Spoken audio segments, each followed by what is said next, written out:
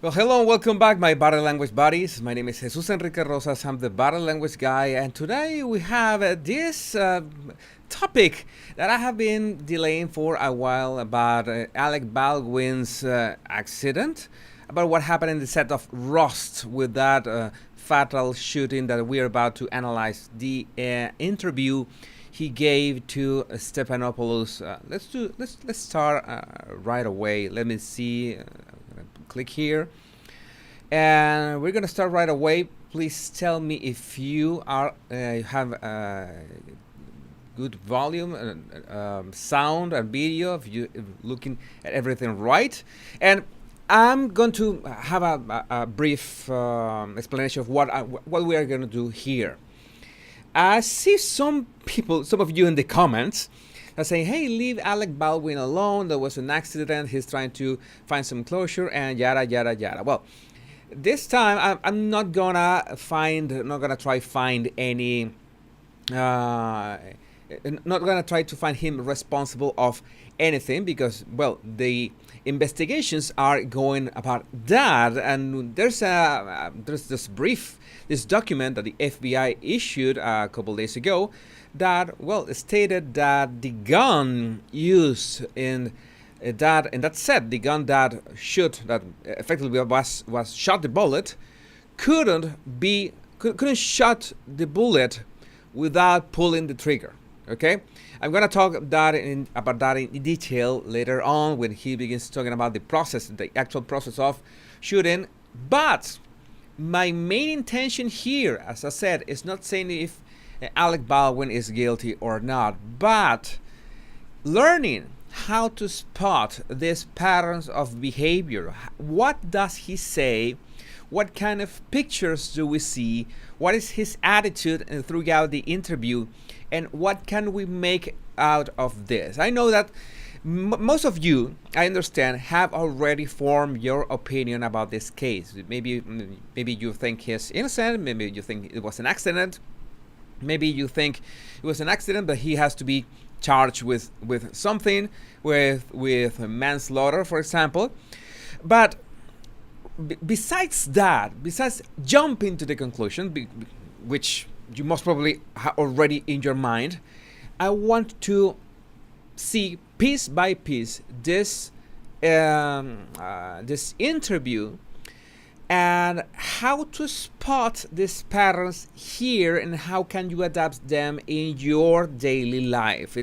That's always my goal, and that's precisely my goal here. So having said that, you can, if you want to leave Alec Baldwin alone, you can rest assured, and I'm not here to attack Alec Baldwin or accuse him or of anything, but to, well, point out that some of his way of talking, his way of his behavior here is well, a bit odd. There are inconsistencies, there are contradictions, and there's something with this with the armorer, the woman that was in charge of the guns.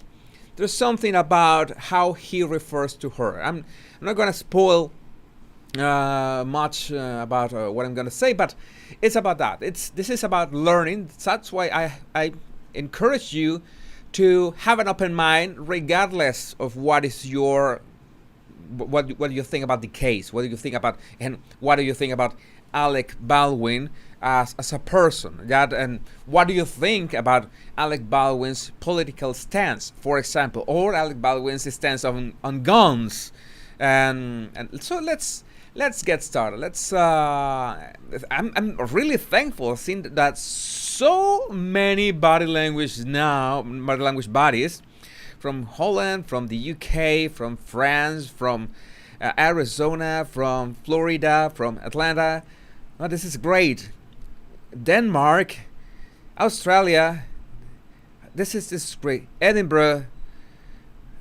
I'm really glad that you're here. If this is your first time of our live, I try to make it as succinct as possible, as concrete as possible. Maybe I will rant a bit at the very end of the live. Maybe I will rant like half an hour more, maybe not. It depends on the topic, depends on what do you want to know, if you have any questions.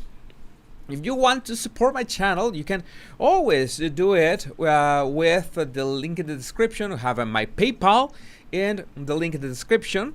You can always opt for that, supporting my channel like that, and the super chat and super stickers that are always welcome. If you want to become a member of my channel, an official member of my channel, you can also do that way with the join button right next to the subscribe button below this video. And finally, if you want my complete guide to analyze the face, you get it also a link in the description, a 70% discount right now, and you can grab my guide to know all the secrets of facial emotions. So having said that, thanks for being here, and remember to hit that like button like there's no tomorrow. Let's begin. Phones are off. Let me get a slate.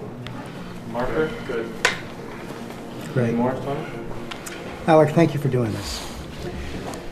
You haven't said much in public since that tragic accident. Why speak out now?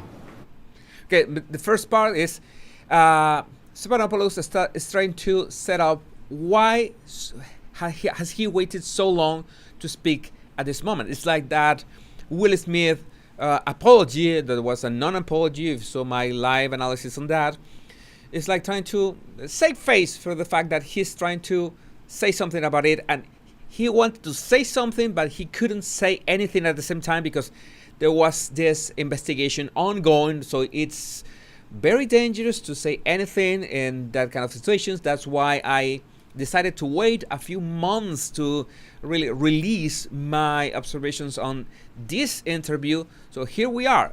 I know why I did it, but it will be interesting to know why Alec Baldwin waited so long to give an interview like this. Well, I think that there's a criminal investigation. That could be a while.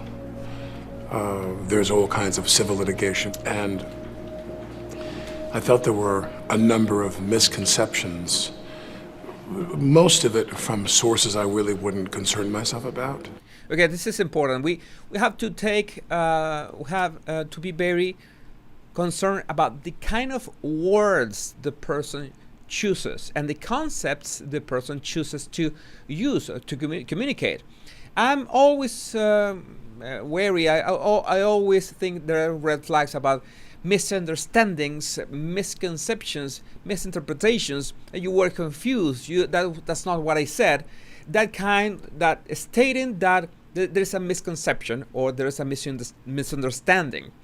Okay, because most of the time you are not responsible, or you cannot control how people understand what they are seeing or what they are watching.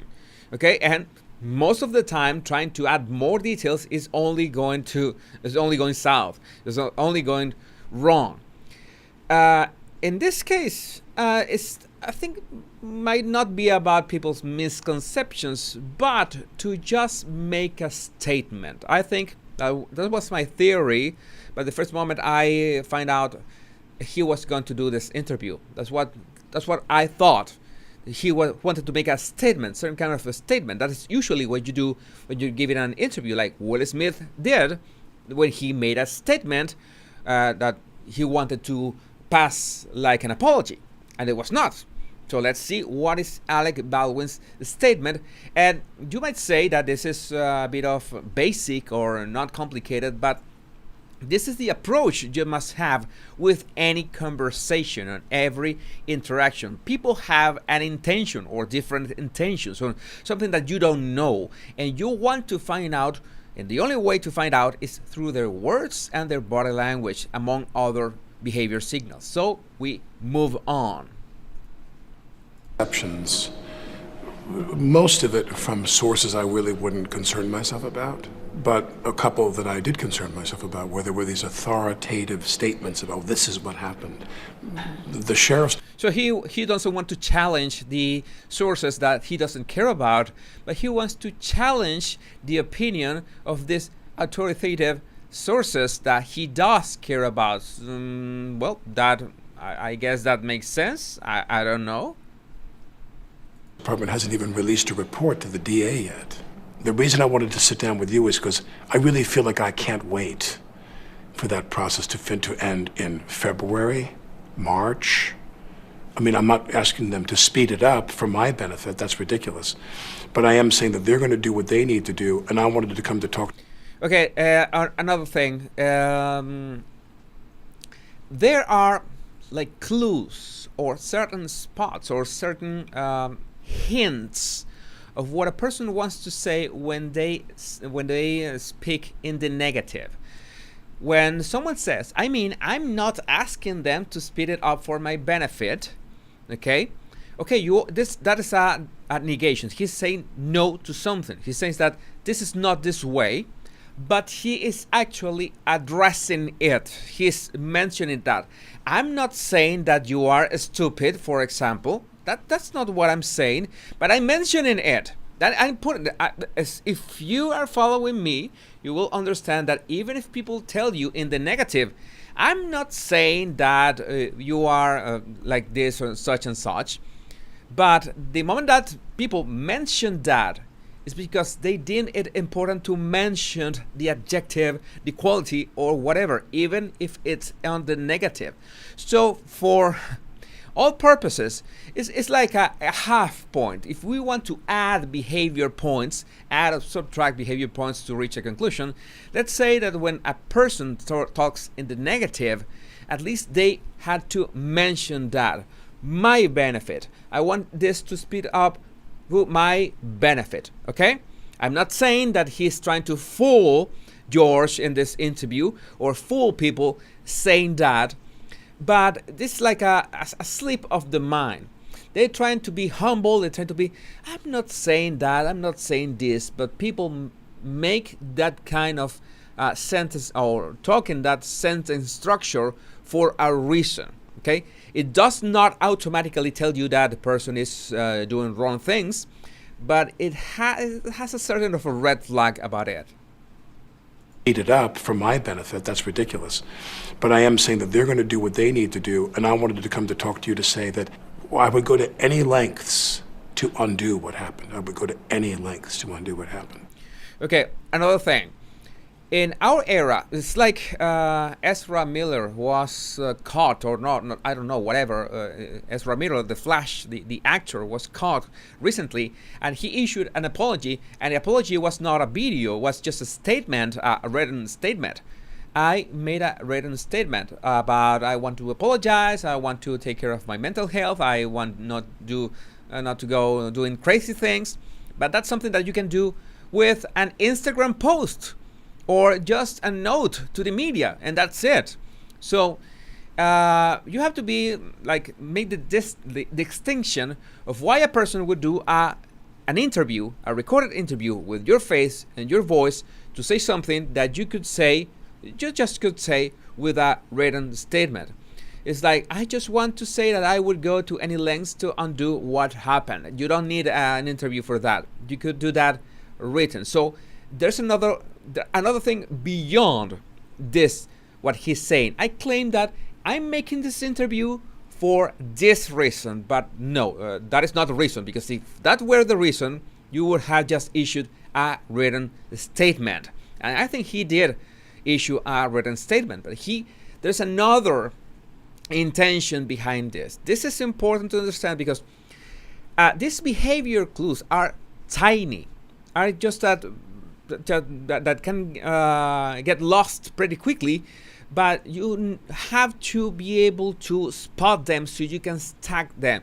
Because the problem is that if you read a body language book, there are many good, very great body language books out there. I just push you on my facial expressions body language book, but it is not enough if you just spot one facial expression and you just reach to conclusions. You jump to conclusions with that single facial expression. It doesn't work like that. And this exercise of analyzing what he says and how he acts helps you hone your skills the next time you listen to a person talking.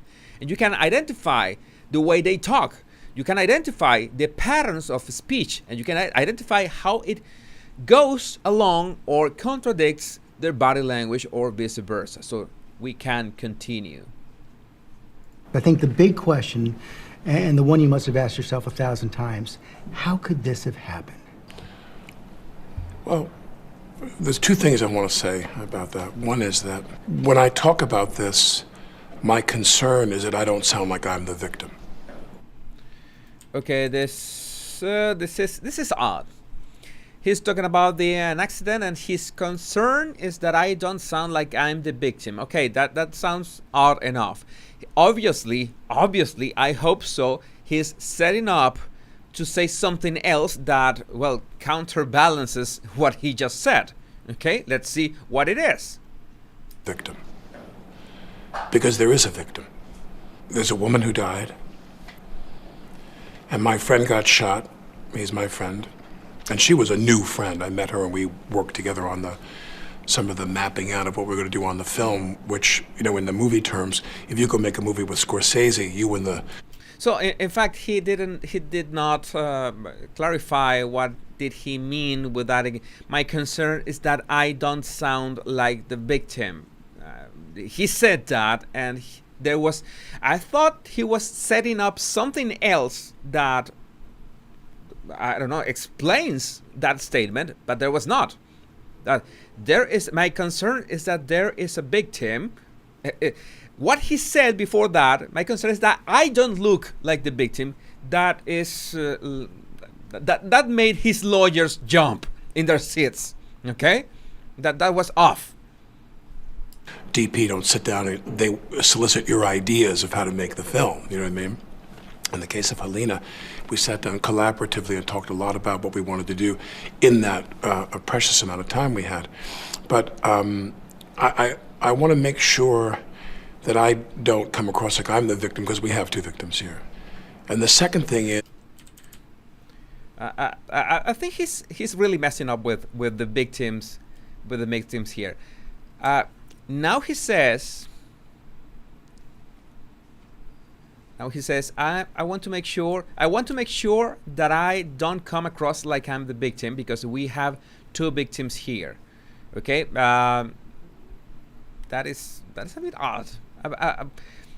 Like very uncomfortable and a bit disturbing choice of words, and we are entering the realm of narcissism when you begin to notice that the person doesn't address themselves directly. Well, he's addressing himself directly. He has said, I'm the victim, twice. He said that here, and he said it, I'm the victim. He said it here, and he said that here again. that I don't come across like I'm the victim, because I don't come across like I'm the victim. Right? He's talking again in the negative, and he's all again twice in less than 1 minute saying, I don't want to be seen as a victim. I don't want to come across as the victim. Why do you keep repeating that? Is that important to you? You want to plant that idea in people's minds? I don't know to what extent actors are taught neuro-linguistic programming, but this is or hypnosis. That this is a patterns of speech that can help, like, plant an idea on people's minds. I don't know if he is versed in this kind of strategies, but that's something that I would do. Yeah, I think he thinks he's the victim, but I think he's convinced that he somehow is the victim. But if he's the victim, then who's to blame? That's important, and we're gonna find out real quick. we have two victims here. And the second thing is that all of what happened on that day leading up to this event was precipitated on one idea, and that is that Helena and I had something profound in common. And that is, we both assumed the gun was empty, other than those, dummy rounds. I want to get into more. Okay, they both assumed that Helena and himself, Helena, the producer who got shot, and himself, they thought that the gun was empty. I don't know. I want to research. I forgot to research that beforehand. What does a cold gun mean? Let me watch it fast. Okay, A cold weapon is a weapon that does not involve fire or explosions. Okay, that is in general, and I don't know if in cinema productions and movie production terms is the same. So a cold weapon could be a gun with a no bullet or with a dummy. Okay. We both assumed the gun was empty, other than those, dummy rounds. So he wants to stress the extreme, that the gun was empty. Okay. Now, I'm in terms of, some of you are asking. I'm reading your comments as I'm doing this live, and some of you are arguing that how could someone would point a gun to a person directly? You don't do that, and you are right. You don't do that. You don't do ever under any circumstance. The problem is this. I initially thought that it's like I'm trying to, maybe I can have this, like this remote control. Okay, have this remote control. This is my so-called gun. Okay, I thought that the take that they were filming was a down the barrel shot. It's like when you have this, like I think in the Matrix, there's a shot like this, and you have a shot when you have the gun pointing straight to the camera, right? That is a down the barrel shot. I thought it was like that, and that the producer, the Helena, was right behind the camera. But the problem is, the actual problem here is that she was not behind. She was behind the camera. She was stayed in the shot, but she was to one side of the camera. Okay, and the shot was like this. Okay, it was at an angle. This was the shot. Okay, I read the description of how was the shot made, and the shot was not down the barrel directly to the camera, but was slide to one side. Okay, and focus. They were doing, maybe it was a dramatic moment. I think it was the climax of the movie, and they were going to focus on his face and then on the gun. You know, that kind of camera play. And the problem is that he was pointing to one side, but she was on that side of the camera. Okay, it's like I'm not pointing directly at that. She's telling him, move your gun a little to the left, to the right, point it downward. Okay, cock the gun, and then when he cocked the gun backwards, it's a replica of a revolver from the Wild West, and that's when the shot came off. Okay, and so bad luck that he was pointing directly at her, and that's what he claims. She was instructing me to point the gun in some way. There's the camera. Let's imagine that you are the cinematographer, the producer, the cinematographer. Sorry, and I'm messing up her job in the movie. And as I'm fixing my hand to get the perfect shot, because she's telling me to get the perfect shot to that, then the shot comes off and she was in line of fire. Okay? Now, my question is, and I'm going to repeat the question afterwards again. How come, there's a gun, and there's two things that you should always do. You have to make sure that the gun is cold. It's either empty, because as I think they were not going to actually film. They were setting up the shot first, but they were not filming at that moment. The gun should have been empty, like actually empty, not even with a dummy round, because it was not necessary. You did not need a dummy round at that moment. The gun should have been empty because you were just setting up the shot. Understand?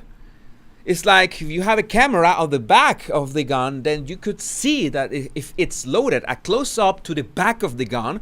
But that's when you would use dummy rounds that have no gunpowder on them, because you're not gonna shoot them either. So it's any loaded gun, even with dummies, would have been unnecessary. So there's another claim. There's another of his claims later in this video. I want to talk about this because this is important. The way you check if the gun has dummy rounds will be a bit awkward in the gun he was using, but it should not be that hard, like because he says afterwards in the video, like, don't go click in the gun because you will harm it. You will mess it up. Well, guess what? To check if the gun, if these revolvers from the Wild West, these replicas, are loaded or not, you don't need to pull the trigger. You just half cock the hammer, okay, of the revolver. The hammer is that little hammer that just hits the bullet and sets off the shot. Just half cock the hammer, and the little cylinder where the bullets are is free to move. So if you have any barely experience with guns, and as an actor acting in a movie, I was going to use the F word, in a Western movie, you at least should get accustomed with guns of that era and how to handle them. You don't just go and, hey, give me the gun, I'm gonna use them. That is lousy acting. Well, I don't know what is your opinion on Alec Baldwin. He's no method actor, of course, but you should at least. I found that out with 2 Google searches and a couple YouTube videos. You find out the exact same gun. You understand how it works, and just by half cocking the hammer and rotating the cylinder, you have found that it had a bullet. That's the way you confirm it. You did not have to pull the trigger to know about that. And that is not a revolver that you extract the cylinder. I'm getting a bit technical here, but I want to explain this all to you so you understand when he begins to talk about the mechanics of that. He's irresponsible in the sense that he had no idea how the revolver he was using worked. That is irresponsible of him, and that is irresponsible of him being the producer of the movie, because you can expect if an actor or an actress that is going to have guns in their hands, they at least have some training or some explanation as to how to use those guns. And if you can find that explanation with a couple Google searches and 2 YouTube videos, then you don't have it. You have no other way to go. You have responsibility in this. You must know how does that work. And he says things in this interview that, well, I'm not gonna say the word incriminate, but makes him look really bad. And that's why I'm going to go forward with this. But this is a very delicate topic, and that's why body language is not enough. It's his words, his body language, his behavior, the setup of this interview, and the gun. Why everybody talks about the gun? Why was he pointing at a person and he had not checked if the gun was empty, because there was no reason to shoot the gun at that moment. And if he was setting up the shot, and if they're gonna film, if you have the idea that there's even a blank, you have to be not extra careful. You have to be a professional. I don't know if you're old enough, my generation, to remember this TV show called Cover Up. No, this was this glamorous woman that was like an international spy, and she was with this hunk, with this dude, muscular, very handsome dude, that, well, they were solving crimes all over the world. I don't know, the cover-up. That was a series. But, well, this guy, the actor of Cover-Up, he had a gun once on set, and the gun had salvos. Okay, there were not dummies. Dummies is a bullet that simply doesn't fire. It's a dummy bullet. It won't fire no matter what you do. But salvos are bullets that, upon fire, they will explode or make that explosion, but will release no bullets. But they will actually make an explosion. So this guy began to play and be silly and be dumb, act dumb with the gun. And at some point, I don't know how to say that without triggering every single algorithm of YouTube. He pointed the gun at himself, okay, at his temple, and he pulled the trigger, knowing that the salvo was inside the chamber. He did this unknowingly. Knowingly. He knew that there was a salvo in the chamber, and he pulled the trigger. What happened? There was no bullet, but the explosion, the release of the salvo, releases a pressurized gas. And the pressurized gas that makes the explosion hit him in the temple and made a mess of his skull and his gray matter.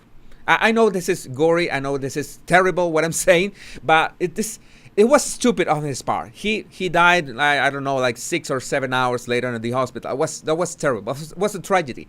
Completely a preventable tragedy, because he purposely did something with a loaded gun, with a salvo.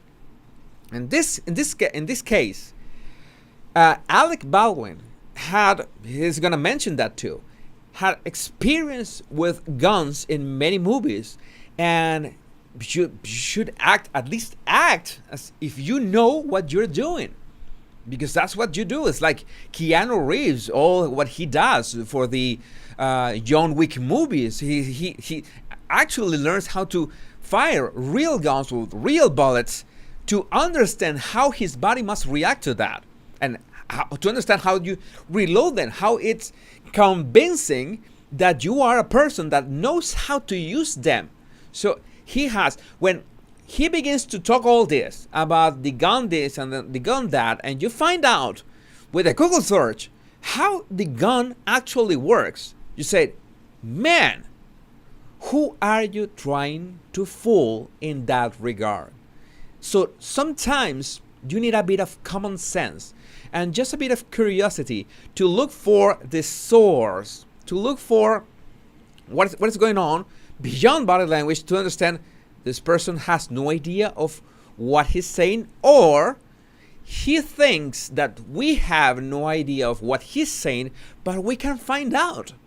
We are living in an era that lying and making things up, you are either purposefully evil or the dumbest guy in the world. There's no shades here. There's no shades. Oh well, we both assume the gun was empty. You cannot assume that the gun was empty. You just have, all that you have to do is half cock the gun, and spin the cylinder. And okay, all right, there are no bullets in here. We're good to go, because I'm pointing the gun at a person. But can I say, I'm raising my voice. I'm raising my voice because this is baffling. This is something that you should know. Dummy rounds. I want to get into more detail on the day in a minute, but let's take a step back. What was it that drew you to this project in the first place, to Rust? I'd worked on a project with Joel before. Joel Souza, the director. Right. He did this movie, Crown Vic, that I produced. And Joel and I stayed in touch. We're friends, and I loved Rust. He said, I want to send you this. And I read it, and I said, I love it. I love it. Rust, a low-budget Western, tells the story of an aging outlaw on the run with his young grandson. Baldwin, the film's star, is also one of the producers. Very excited, Very, very, so excited that we finally got this made, because every independent film has many false starts, you know what I mean? And when it finally goes, you feel like a plane, and when you finally get some lift under your wings, it's very, very gratifying. I am a purely creative producer. My authorities as a producer are... He's beginning to let go of the responsibility. I am just a creative producer in the creative. That is bollocks, like the British would say. Purely creative producer. No. That doesn't work like this. A producer deals with resources. There's nothing like a purely creative producer. Maybe you say, well, we need a sunset shot, okay? Because I'm a creative producer, but you have to, as a producer, know what are the resources you need to have that shot made, okay? And in fact, that will be the decision of the director, not the creative producer. The director is the one that says, I want a sunset, a cowboy riding into the sunset. And the creative producer says, oh, well, then we have to film at this time in the afternoon, and then we'll need catering and this and set up the location and everything. We will need some more money for this, or allocate some money for this shot, or for this that you want, or we want this stunt to be made. The director has the creative idea, and the producer says, well, we have the money to do this, and we have the money to do that. So that saying, I'm a purely creative producer. Having said that, I'm not a specialist in movie production. I'm a huge fan of movie production, so I could be wrong. But I've never said someone that I heard of someone that is a purely creative producer, because the only one who is purely creative is the director. That's why the Oscar goes to the director, the one who created and assembled the movie. The producer is in charge of making the money happen. We have this kind of money, this amount of money.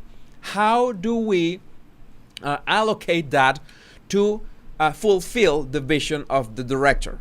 Okay, the director shouldn't need to once the budget is ready, should be able to worry about that. He wants to be focused on the creative process, like the cinematographer is focused on, okay, you want a sunset shot, we have to use this camera with these lenses and etc. Okay, that's what the cinematographer would do. So I am a purely creative producer. Is trying to wrest or subtract responsibility from himself, and doesn't make much sense. My authorities as a producer are casting and script, which are actually married to the role of being a lead actor in a film. So you're not the kind of producer who's looking at the line item of each budget? No. There are basically two types of producers who are really in charge of production. People that raise the money, and the people who spend the money. My consultations or approvals were completely about casting and about the script. I don't hire anybody in the crew. Not even the cinematographer, no one? No, but he will apprise me of what he's doing. And he'll say to me, I got Helena Hutchins to be the DP. I said, how do you feel about that? Are you excited? I'm very excited. She's wonderful. What did you know about Helena Hutchins before she started working on this? I knew nothing about her until Joel said to me, I got her. She was fantastic. Helena Hutchins, the talented cinematographer praised by many in the industry, was a trailblazer in the field historically dominated by men. Make sure we don't see people walking around like walking there. Ready? Action. The Ukrainian-born cinematographer quickly gelled with Baldwin. The people who watched The Daily said that her work was beautiful. She was someone who was loved by everyone who worked with, and liked by everyone who worked with, and admired. A cinematographer is the one who, I could say that is an entirely personal evaluation or appraisal of what is a cinematographer, the one who paints the idea of the director in the film, how to take a shot that is beautiful and helps tell the story or craft the story along what the director needs, what the director wants. Okay, this reaction of he crying, it was way too forced. And that's when we enter the realm of, are actors, can actors do this on purpose? Well, I don't know if he wanted to cry as an actor or act like crying, but if this was acting like crying, it was a very lousy acting. I have to say that. And admired.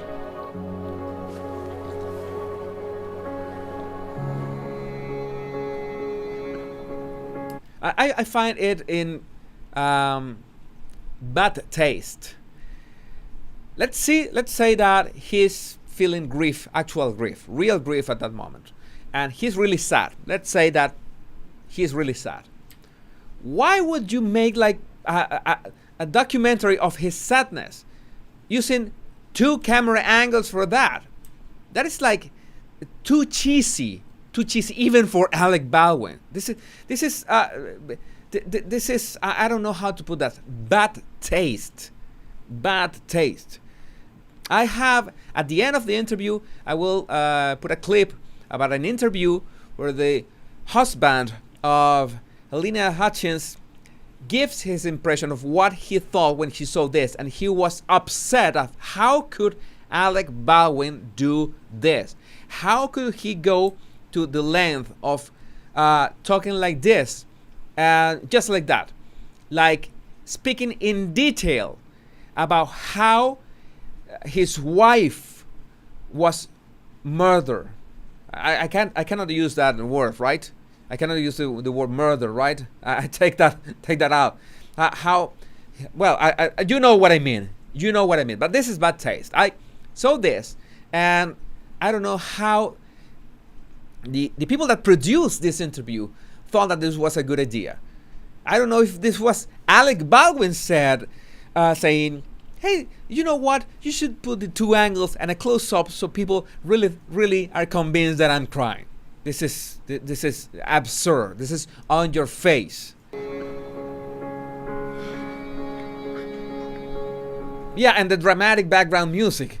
Dramatic background music to connect with that emotion. Oh, poor Alec, poor of you. That is not necessary. That's what I'm telling you. Why couldn't you make a written statement? Because in a written statement you cannot portray all this drama. That's the answer, or one of the answers. That's something that you should ask always, this kind of questions. Why couldn't he make a written statement? Now you have part of the answer. Sorry.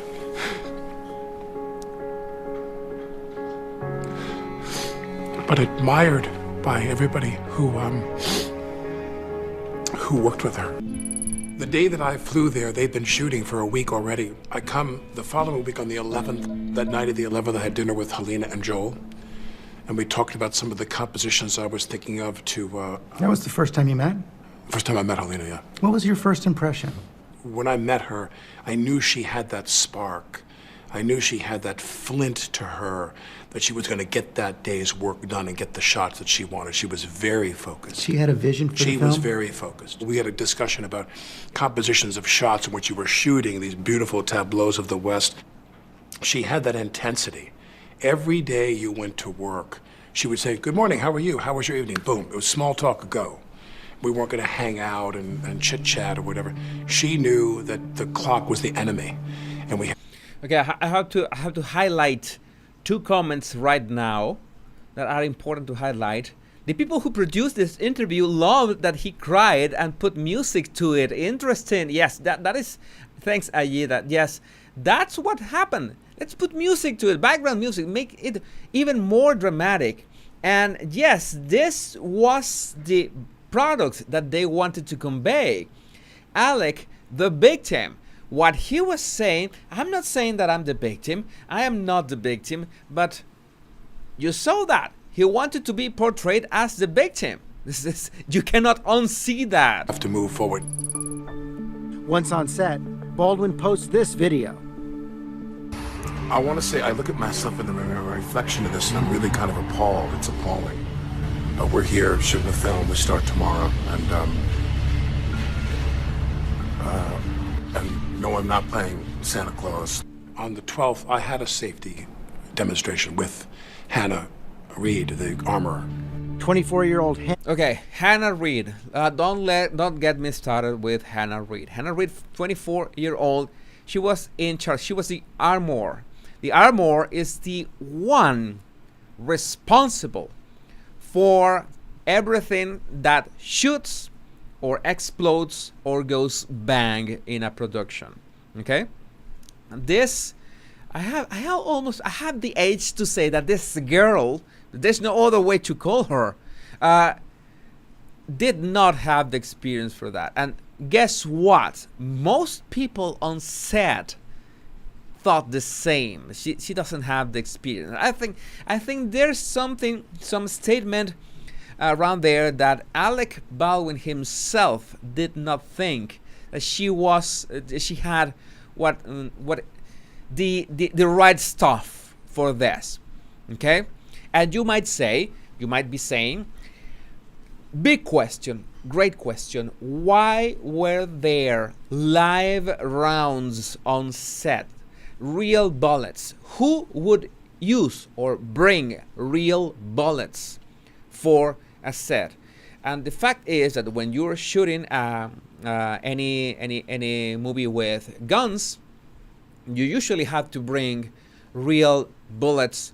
If maybe at some point you need to a real bullet to penetrate something in the wall, for example, and you have to film that, and you are on set and you on location and you have to film that bullet like penetrating a wall, you need real bullets and you need to fire real bullets, so you need to bring real bullets, but you have to be extra careful to be aware of where are the real bullets, where are they stored, where are the salvos, and where are the dummies, and of course which guns are real guns and which guns are props, and you have to keep track of all of them.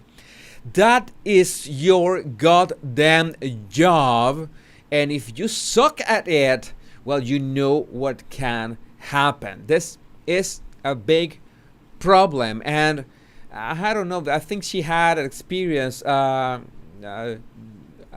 not gonna judge her by the color of her hair. See what I did here? Did you see what I did there? I am not gonna judge her by the color of her hair.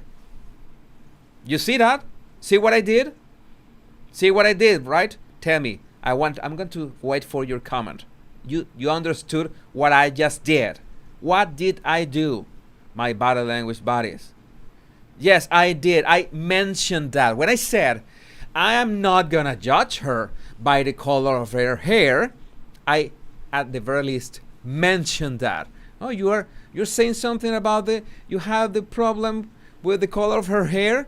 Yes, I don't know why it looks like I don't remember. I've seen that combination of what is that? It's like yellow and purple at the same time.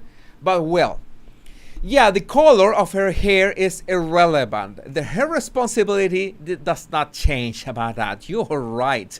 But whatever. Gutierrez Reed, seen here in photos by the DailyMail.com, was hired as the film's armorer, in charge of all weapons on set. All weapons. The daughter of a famous Hollywood armorer, Rust was only her second film in this role. She's the daughter of a famous armorer. You could think that she has experience thanks to her dad. But now that you mention it, I doubt that Meghan Markle has any experience on lighting TV sets. But let's move on.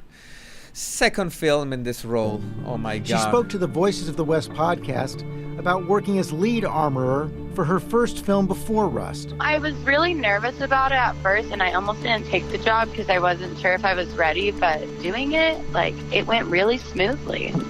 We spent an hour. Okay, this comment is important. The case of the shooting of Brandon Lee on the set of The Crow was shockingly similar. It was speculated that the Chinese mafia was behind it, though.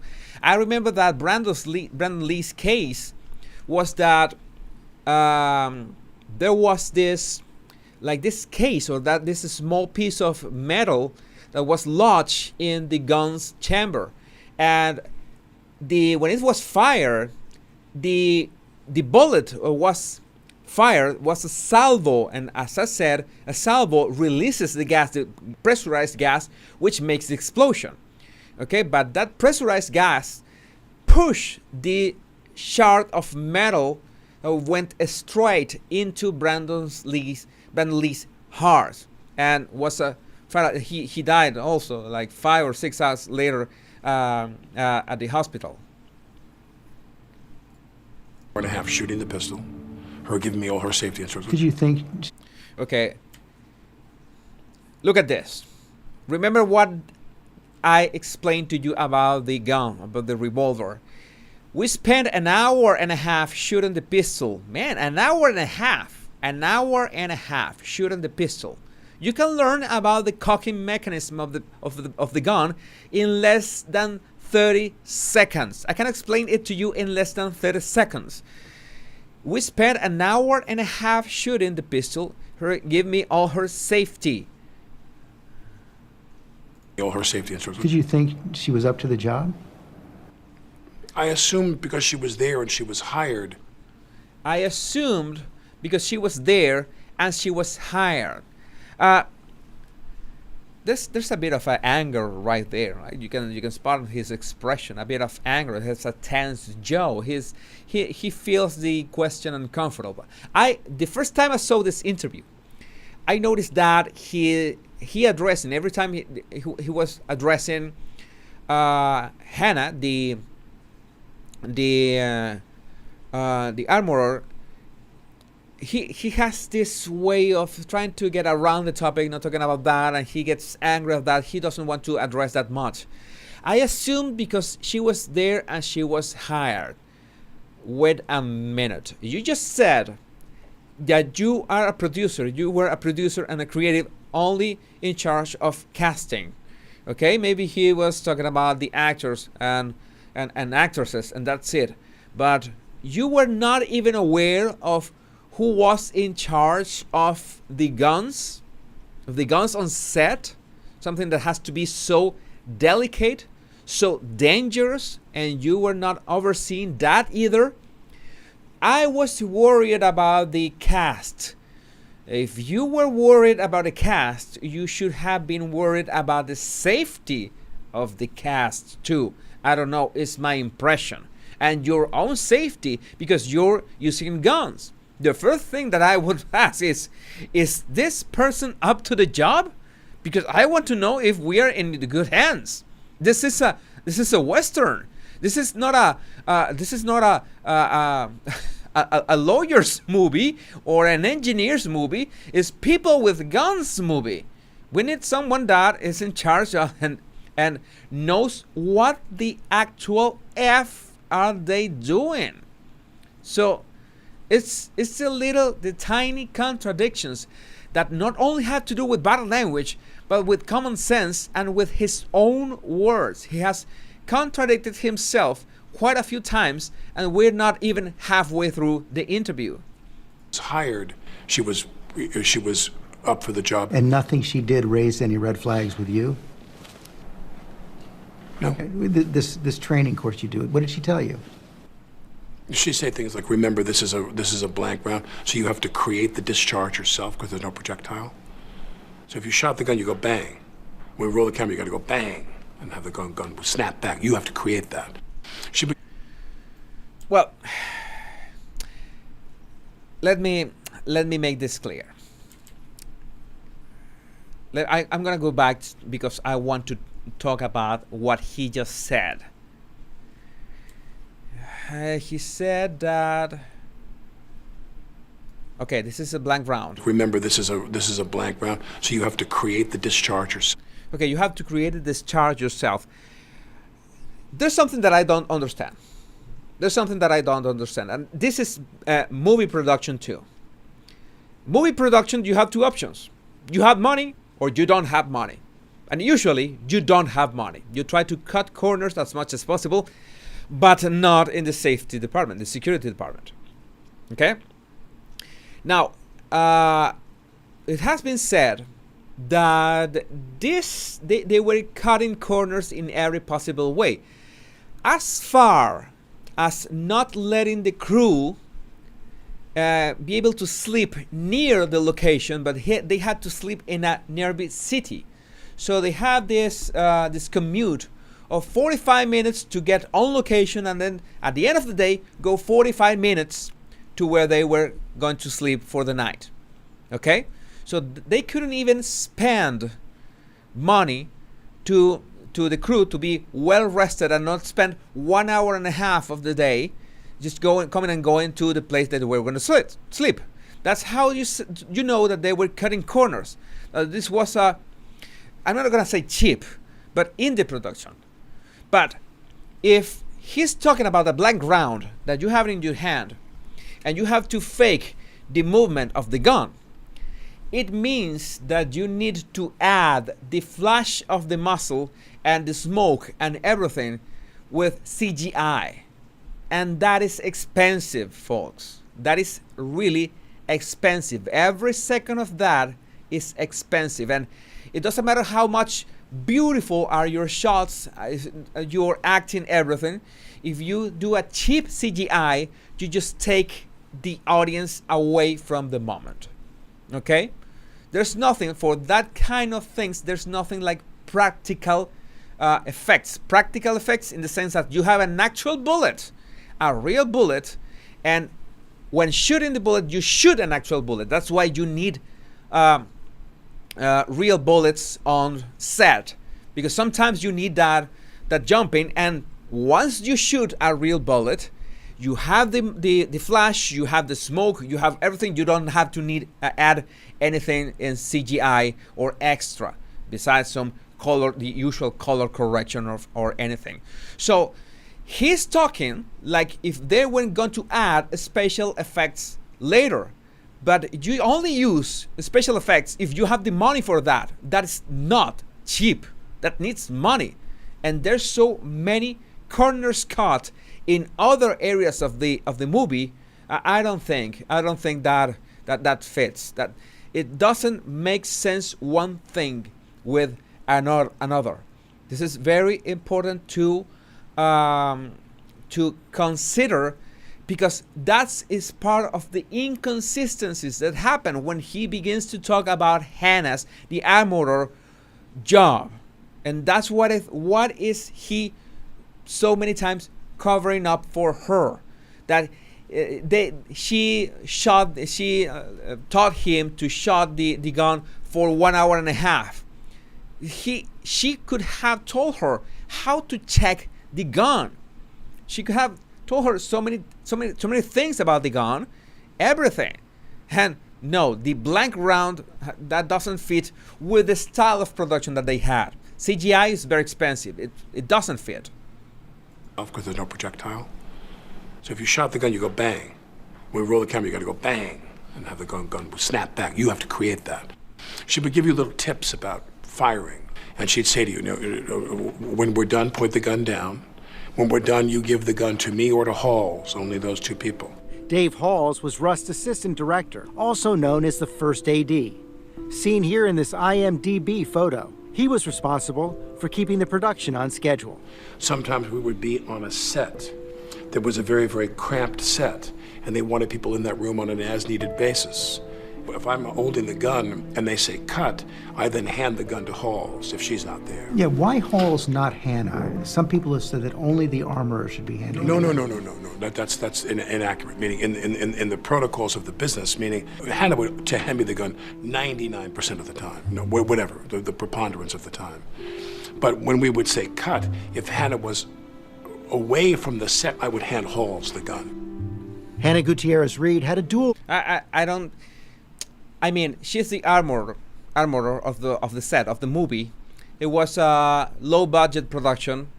It was few people on set. Don't you think it was important for her to be at that moment, because that's her job? That's what she's there to do, exactly that. What was she doing somewhere else? She was somewhere else. Why was she somewhere else if they were shooting with a gun at that moment. At any other, I don't know, riding a horse, she can be anywhere else.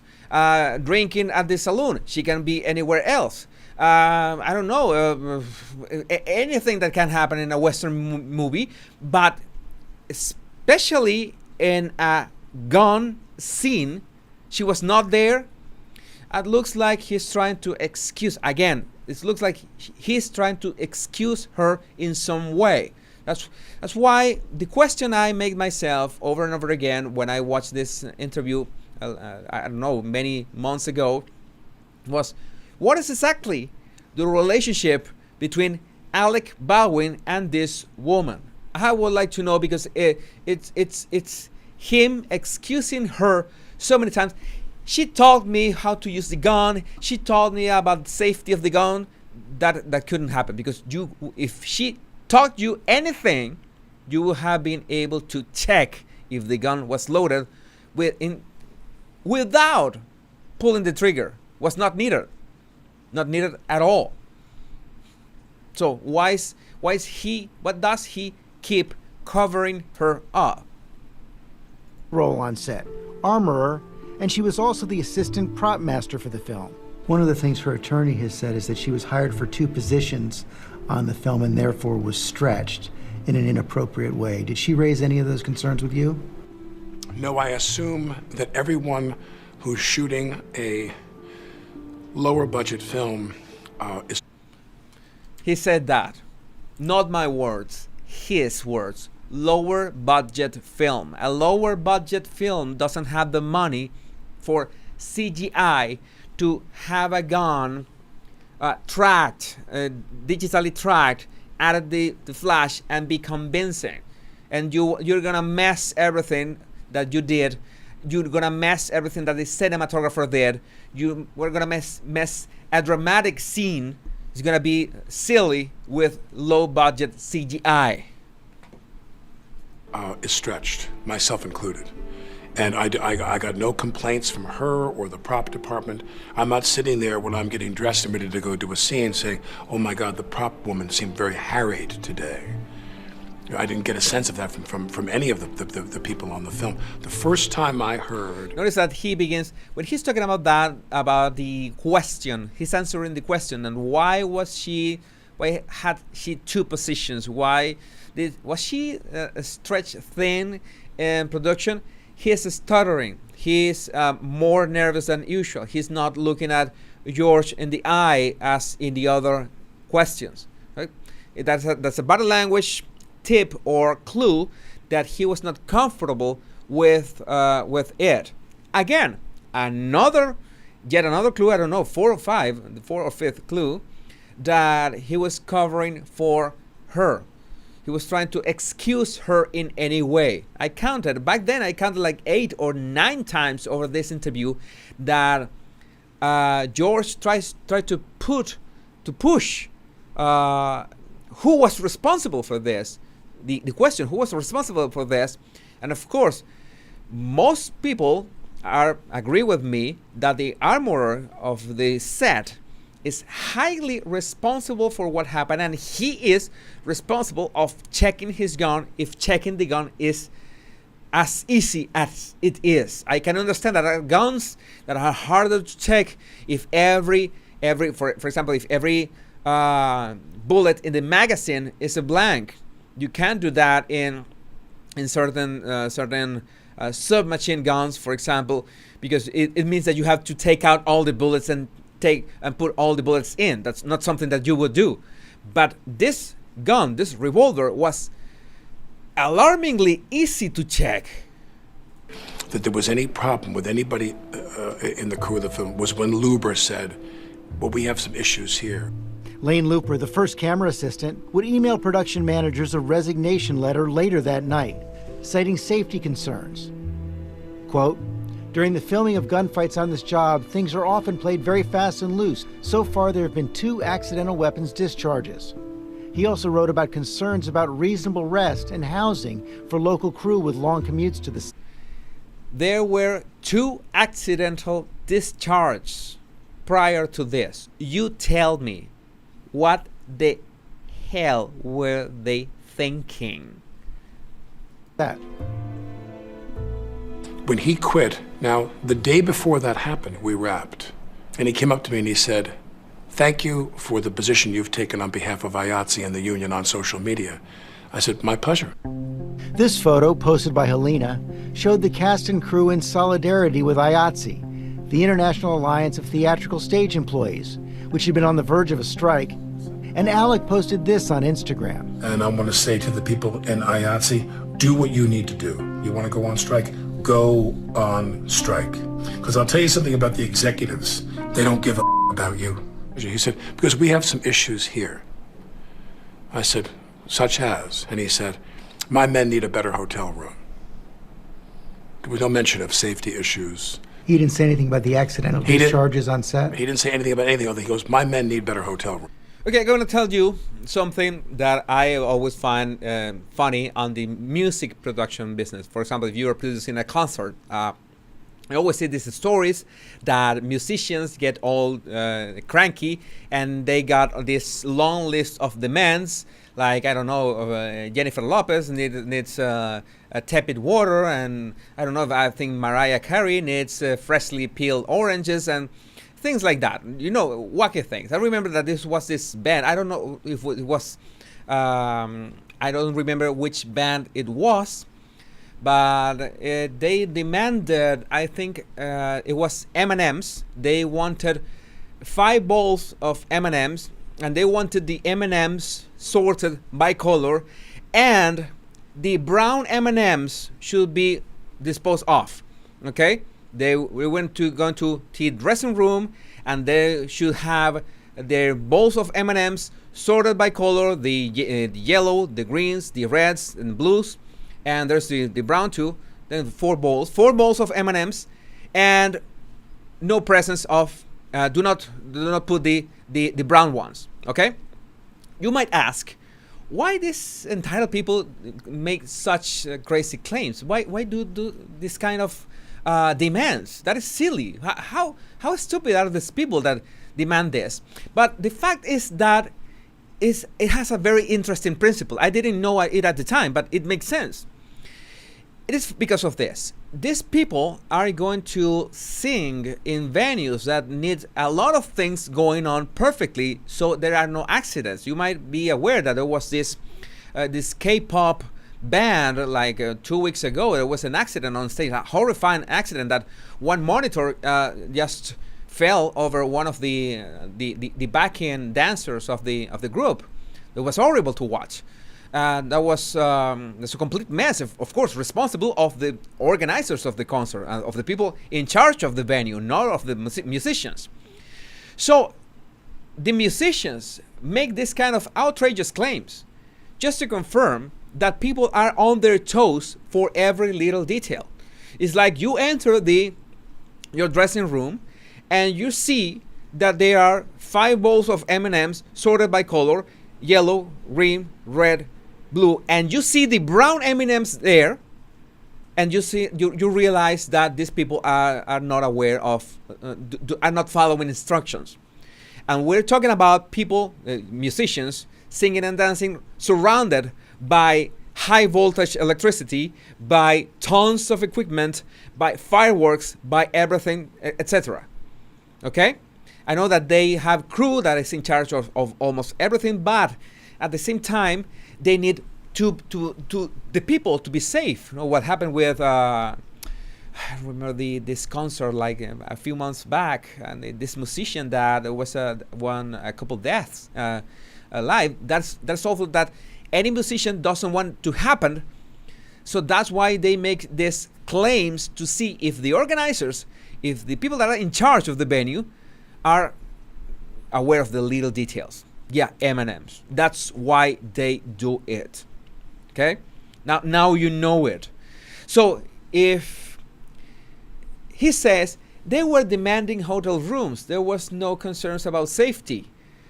And I have that's what makes my blood boil. Don't you think that a well-rested crew has to do with safety, you moron? Don't you think there's some certain connection between the two things? Do you think that a better rested crew allows for a safer environment, safer working environment? No? Then you are thicker than Prince Harry. I have to say that. I don't know if you agree with me. I would like to know what you think in the chat. I said, well, we're leaving, we're wrapping. Will you be here tomorrow? He said, yes. Because what I was about to do, which I've done on any number of films and TV projects, was to give more of my salary back to the production to pay for. How good is how cute of him. He's praising himself at that moment. X. And I was about to say to him, let me know what it would be to B&B you guys in a house that's closer to how we can address your problem. I will be happy to contribute to that. The next day they were gone. So you had no sense from anyone on the set that people had been stretched to the point where safety was compromised? No. I never heard one word about that. None. Rust producers told ABC News Mr. Looper's allegations around budget and safety are patently false, which is not surprising, considering his job was to be a camera operator, and he had absolutely nothing to do with or knowledge of safety protocols or budgets. Well, if I'm a camera operator and I see people pointing guns in my direction and there have been 2 accidental discharges, tell me if the camera operator would not be concerned with those guns on set. Safety is always the #1 priority on our films. When people say cutting costs, I don't say this with any judgment or any cynicism. Spielberg wants to save money. That grin. Spielberg wants to save money. He is trying to justify the fact that they were cutting corners. This is if they were the Olympics of being cynical, well, I think he's got a good shot at the gold medal. Spielberg wants to save money. It is a comparison. If Spielberg wants to save money, then we have the right to save money on hotel rooms that have nothing to do with safety, that have nothing to do with being well rested, of course. What was he thinking? And he genuinely thinks that this is a good idea, and that's why he has that duping delight smile. Tom Cruise wants to save money. Everybody who makes movies has a responsibility not to be reckless and careless with the money that you're given. Don't you think it's a bit upsetting that he talks about being reckless and careless with money?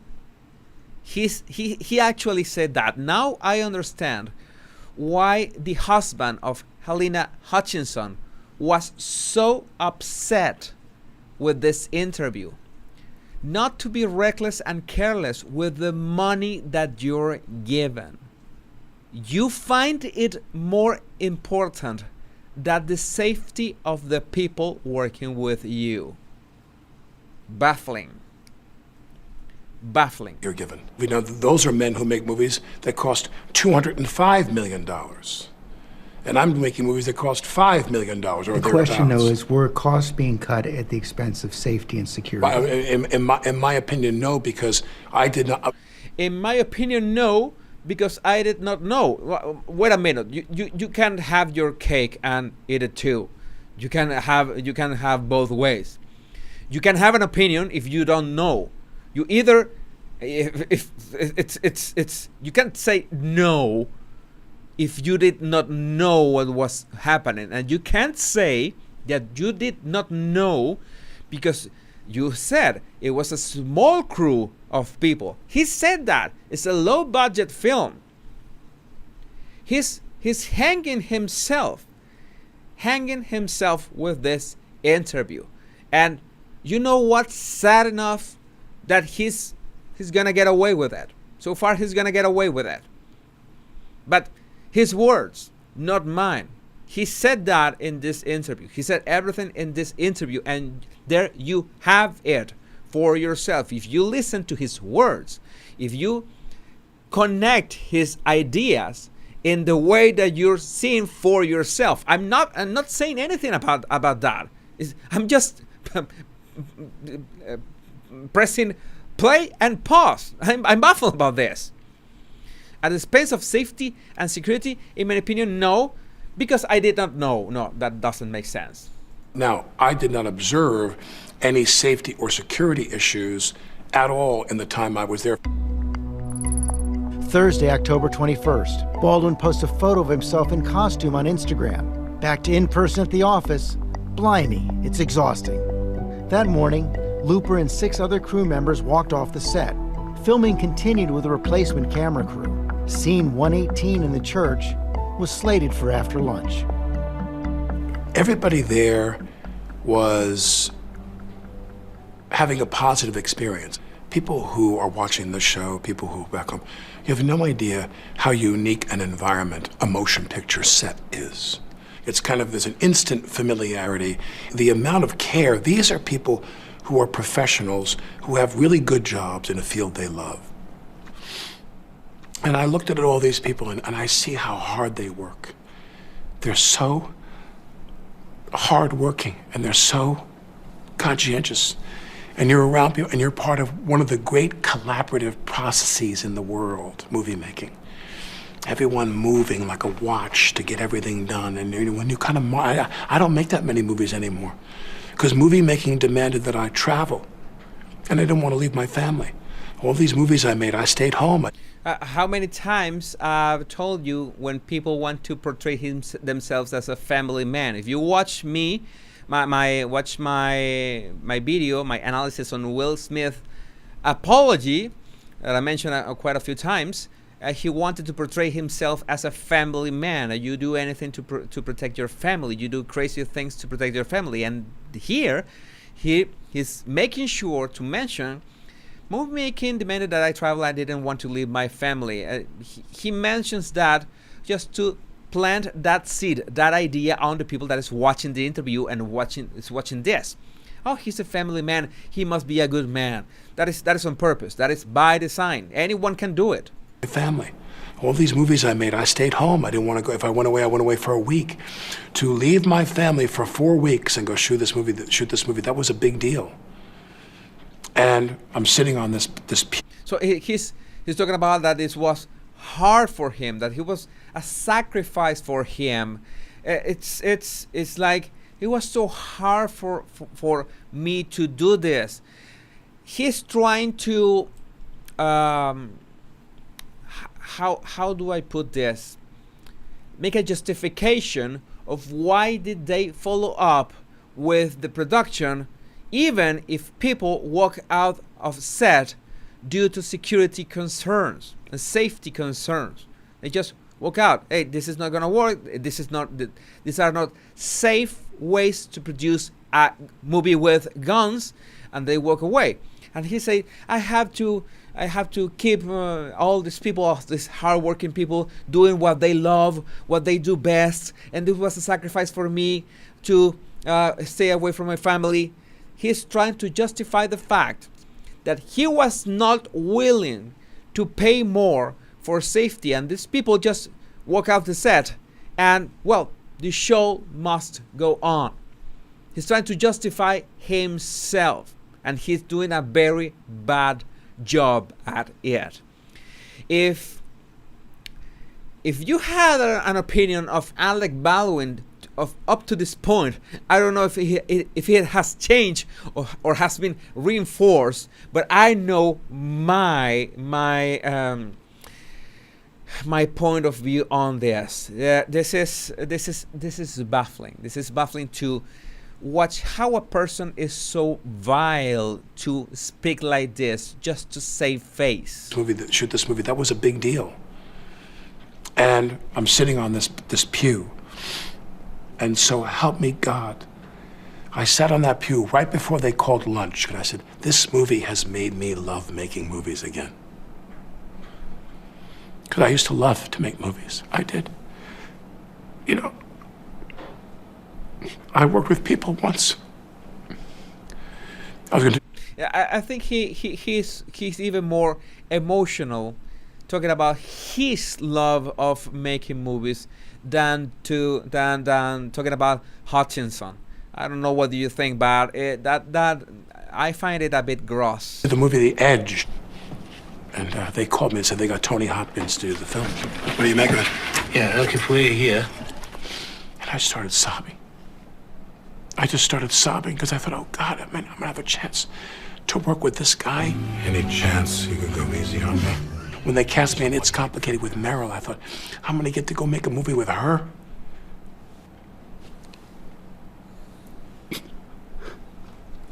You know, sorry. You know, people, they have their dreams. No matter how old you are, you have your dreams of people you want to work with. And yeah, he's even more emotional talking about his career. He's way more emotional talking about his career. Yeah, he added movie clips and all. It's all about Alec and his greatness. This movie made me love making movies again. I really thought we were onto something. Next. She goes down. I thought to myself, did she faint? Set the scene right before that happened. You're sitting in a pew in the church. Right. What's the scene supposed to be? The scene is the two guys are there who have got me, cornered, and they think I'm shot pretty bad, and I'm kind of wilting, and they have a gun, and then the sound outside distracts them, and I then draw the gun, cross-draw out of my holster, pull the gun up like that, and start to cock the pistol, cut. I'm handed a gun, and someone declares, they said, this is a cold gun. Dave Halls? The first AD. In my years on the sets of film, hot gun meant that there was a charge in there, and cold gun meant there was nothing in there. When he's saying this is a cold gun, what he's saying to everybody on the set is, you can relax. The gun is empty. That's what cold gun means. Well, cold gun means there's no charge in there. There could be dummy rounds. Look how he contradicts himself. First he says that cold gun is that the gun is empty. And then he says that there could be dummy rounds. Okay? He's contradicting himself in less than 5 seconds. Well, cold gun means there's no charge in there. There could be dummy rounds. A dummy round looks like a real bullet, but is completely inert. It contains no explosive charge. And you were rehearsing that scene. And by the way, if he says it himself, oh, I had to hold the gun like this, and when I shoot, I have to make the movement because there was not going to be any explosion. No live round or real ammunition or no salvo in the pistol. So there was no need for a dummy round being in there. And as I already explained to you, it was really easy to check if there was bullets on the chamber. Was it an actual rehearsal? There's some disagreement about that, whether it was a formal rehearsal at that time. This is a marking rehearsal where I'm going to show her. She's standing next to the camera. This was just a rehearsal, and he said that. Look what he said a couple minutes back. He said, gun cross-draw out of my holster, pull the gun up like that, and start to pull the gun up like that, and start to cock the pistol. Cut. That was the shot. Okay, the shot of the camera shot, the shot of the scene. That shot to compose the scene. He was to pull his gun and cock the gun. He was not meant to shoot or make like he was to shoot in that position. That was going to be another camera from another angle after repositioning the cameras and everything. He was not going to make the movement at that moment. They was going to just to cock the pistol, cut. There was no need to have a dummy round in there. There was no need to have any kind of bullets inside the revolver, and there was no reason for him, after 1 hour and a half learning how to use that gun, for him to not to check if their chambers were empty, because anyone with a YouTube video could learn how to do that. And he was pointing straight at Helena Hutchinson. Tell me what to think about it. Tell me what should we think about it. The pistol cut. I'm handed a gun and someone declares, they said, this is a cold gun. Dave Halls. The first AD. In my years on the sets of film, hot gun meant that there was a charge in there and cold gun meant there was nothing in there. When he's saying this is a cold gun, what he's saying to everybody on the set is you can relax. The gun is empty. That's what cold gun means. Well, cold gun means there's no charge in there. There could be dummy rounds. A dummy round looks like a real bullet, but is completely inert. It contains no explosive charge. And you were rehearsing that scene. Was it an actual rehearsal? There's some disagreement about that, whether it was a formal rehearsal at that time. This is a marking rehearsal where I'm going to show her. She's standing next to the camera. She's like this. You're me. She's got a monitor here. The camera is here filming that way. She takes a monitor that is his monitor, the operator, and turns it toward her. It swivels, and she says to me, hold the gun lower. Go to your right. Okay, right there. All right, do that. Now show it a little bit lower. And she's getting me to position the gun. Everything is in her direction. This is what happens in movies. The cinematographer wants to well, this could be more like the director. The director was right behind her at that moment. I'm guessing that he was agreeing of how the shot was being set up. Okay, that this is something that is normal. What is not normal is that you be comfortable with a gun in your hand pointing at a person and not being sure if the gun is actually literally empty. She's guiding me through how she wants me to hold the gun for this angle, and I find it a bit in bad taste too that he stresses the fact that she was the one guiding him into how to point the gun. It's like he wants people to think, oh, it was her fault. It was her fault because she was guiding him. She's guiding me through how she wants me to hold the gun from this angle. Don't you think this at the very least 10% sounds like he's blaming her for that? That is gross. That is disgusting. Hold the gun for this angle, and I draw the gun out and I find a mark, I draw the gun out, I find a cut. And what's really urgent is the gun wasn't meant to be fired in that angle. Fired. All the words said by himself, not mine. In that angle. So if you're shooting directly into the camera lens, you're not aiming. I'm not shooting into the camera lens. I'm shooting just off. Just off. Right, in her direction. I'm holding the gun where she told me to hold it. I'm holding the gun where she told me to hold it. Which ended up being aimed right in below her armpit, was what I was told. I don't know. This was a completely incidental shot, an angle that may not have ended up in the film at all. But we kept doing this, and so then I said to her, now in this scene, I'm going to cock the gun. And I said, do you want to see that? And she said, yes. So I take the gun and I start to cock the gun. I'm not going to pull the trigger. I said, do you see that? She goes, well, just cheat it down and tilt it down a little bit like that. And I cock the gun. I go, can you see that? Can you see that? Can you see that? And she says, and then I let go of the hammer of the gun and the gun goes off. Okay. This is important. Some guns, just some guns, and depending of the model, revolvers, you can just take the hammer back and just release it, and they usually have some kind of safety measure to make sure that the hammer doesn't go and hit the bullet accidentally. Okay. In this case, if he has the hammer all the way back, the hammer will lock in a position. Okay, this is important. The hammer will lock in a position where the only way to release it is by pressing the trigger.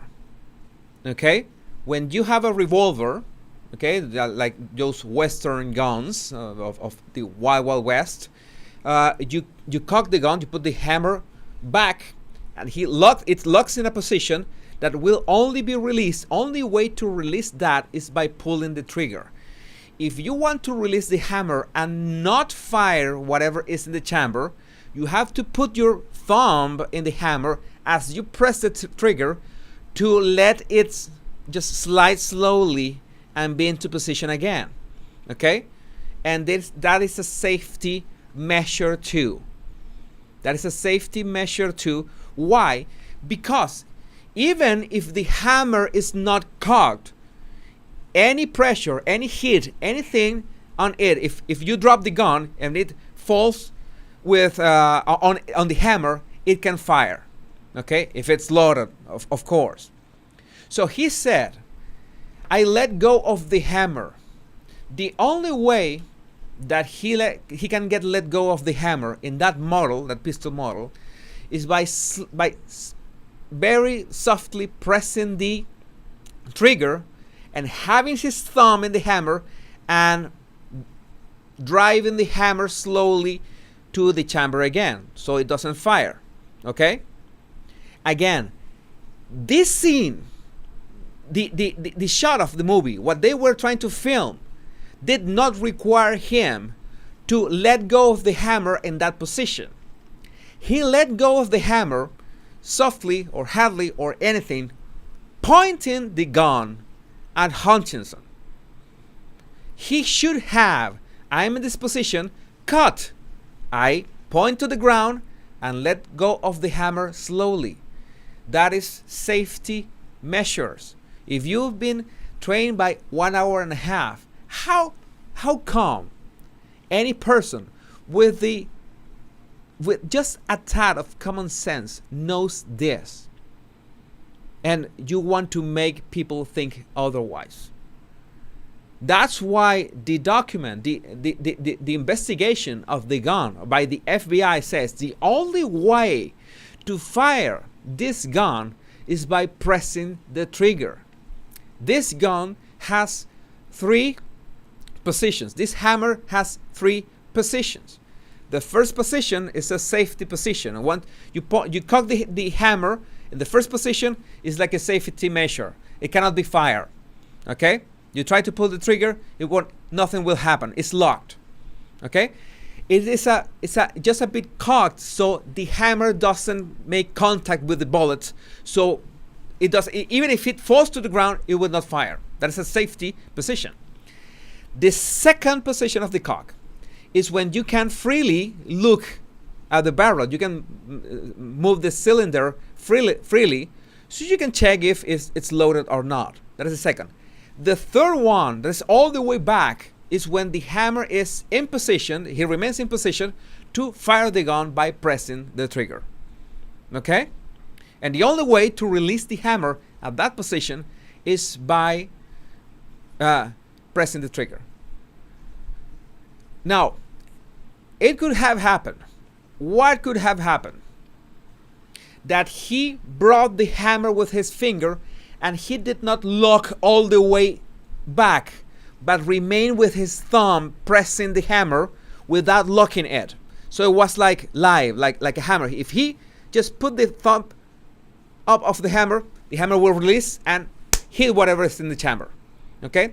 So he was in that tension. He was making sure to not lock the gun in that final step of the hammer. And when they said cut, he released the hammer like he just let go of it. That is irresponsible. That is irresponsible. Releasing the hammer just like that, pointing the gun at the person when they were not even shooting, when it was not needed. There are 3 things. You should have pointed away to the ground and release the hammer slowly. And yes, for everything, for almost everything, for every other situation, you have to pull the trigger for that to happen. I don't know if that's necessary if the hammer is not locked into position, because only Alec Baldwin can possibly know if the hammer was locked. Because if he was pulling the hammer slowly, the click of that last step would have been so low, so soft, so low volume, that only he would have felt that. Okay? So only he can know if the hammer went all the way back. In every possible scenario, it is still his responsibility, not checking if the gun was actually empty, if it was so easy to check if the gun was empty. It was really easy to do that, to release the hammer anyway, pointing at Hutchinson. He must have pointed, when they said cut, immediately point to the ground or upwards and release the hammer slowly. Common sense, gun use. And he claims that Hannah helped him taught him everything about gun safety with this kind of guns. Doesn't fit. I don't buy it. I don't buy it. He's trying to save face. Either if he pulled the trigger or not, he knew that what he was doing. He just wanted it to look like he had no responsibility, and he's trying to look like if the armorer of the movie did not have responsibility either. That is baffling. Goes off. I let go of the hammer, the gun goes off. At the moment, the decisive That was the moment the gun went off, yeah. That was the moment the gun went off. It wasn't in the script for the trigger to be pulled. Well, the trigger wasn't pulled. I didn't pull the trigger. The trigger wasn't pulled. I didn't pull the trigger. Let's think for a moment that Alec Baldwin actually did not pull the trigger. And how could this happen? It can happen if he did not lock the hammer at the end of the position, which the only way to release it is by pulling the trigger. If he doesn't lock the hammer into position, the hammer is like live. You take your thumb off the hammer, it will go all the way and hit the bullet and fire it. Okay, maybe you didn't pull the trigger, but Alec Baldwin was responsible of releasing the hammer slowly, and most importantly, since they were not trying or filming yet, is to pointing it anywhere else and then releasing the hammer slowly. You could say, I didn't pull the trigger, and maybe you're telling the truth, but you were still responsible of the gun, of checking it, and the manipulation of the gun on set. That's something that is unavoidable. Pull the trigger. So you never pulled the trigger? No. I would never point a gun at anyone and pull a trigger at them, never. I would never point to anybody to pull the trigger at them. Well, I think that no sane person would do that, right? That is like it's odd. At them, never. That was the training that I had. You don't point a gun at me and pull the trigger. On day one of my instruction in this business, people said to me, never take a gun and go click, click, click, click, click, because even though it's incremental, you damage the firing pin on the gun if you do. Okay, this is also a contradiction.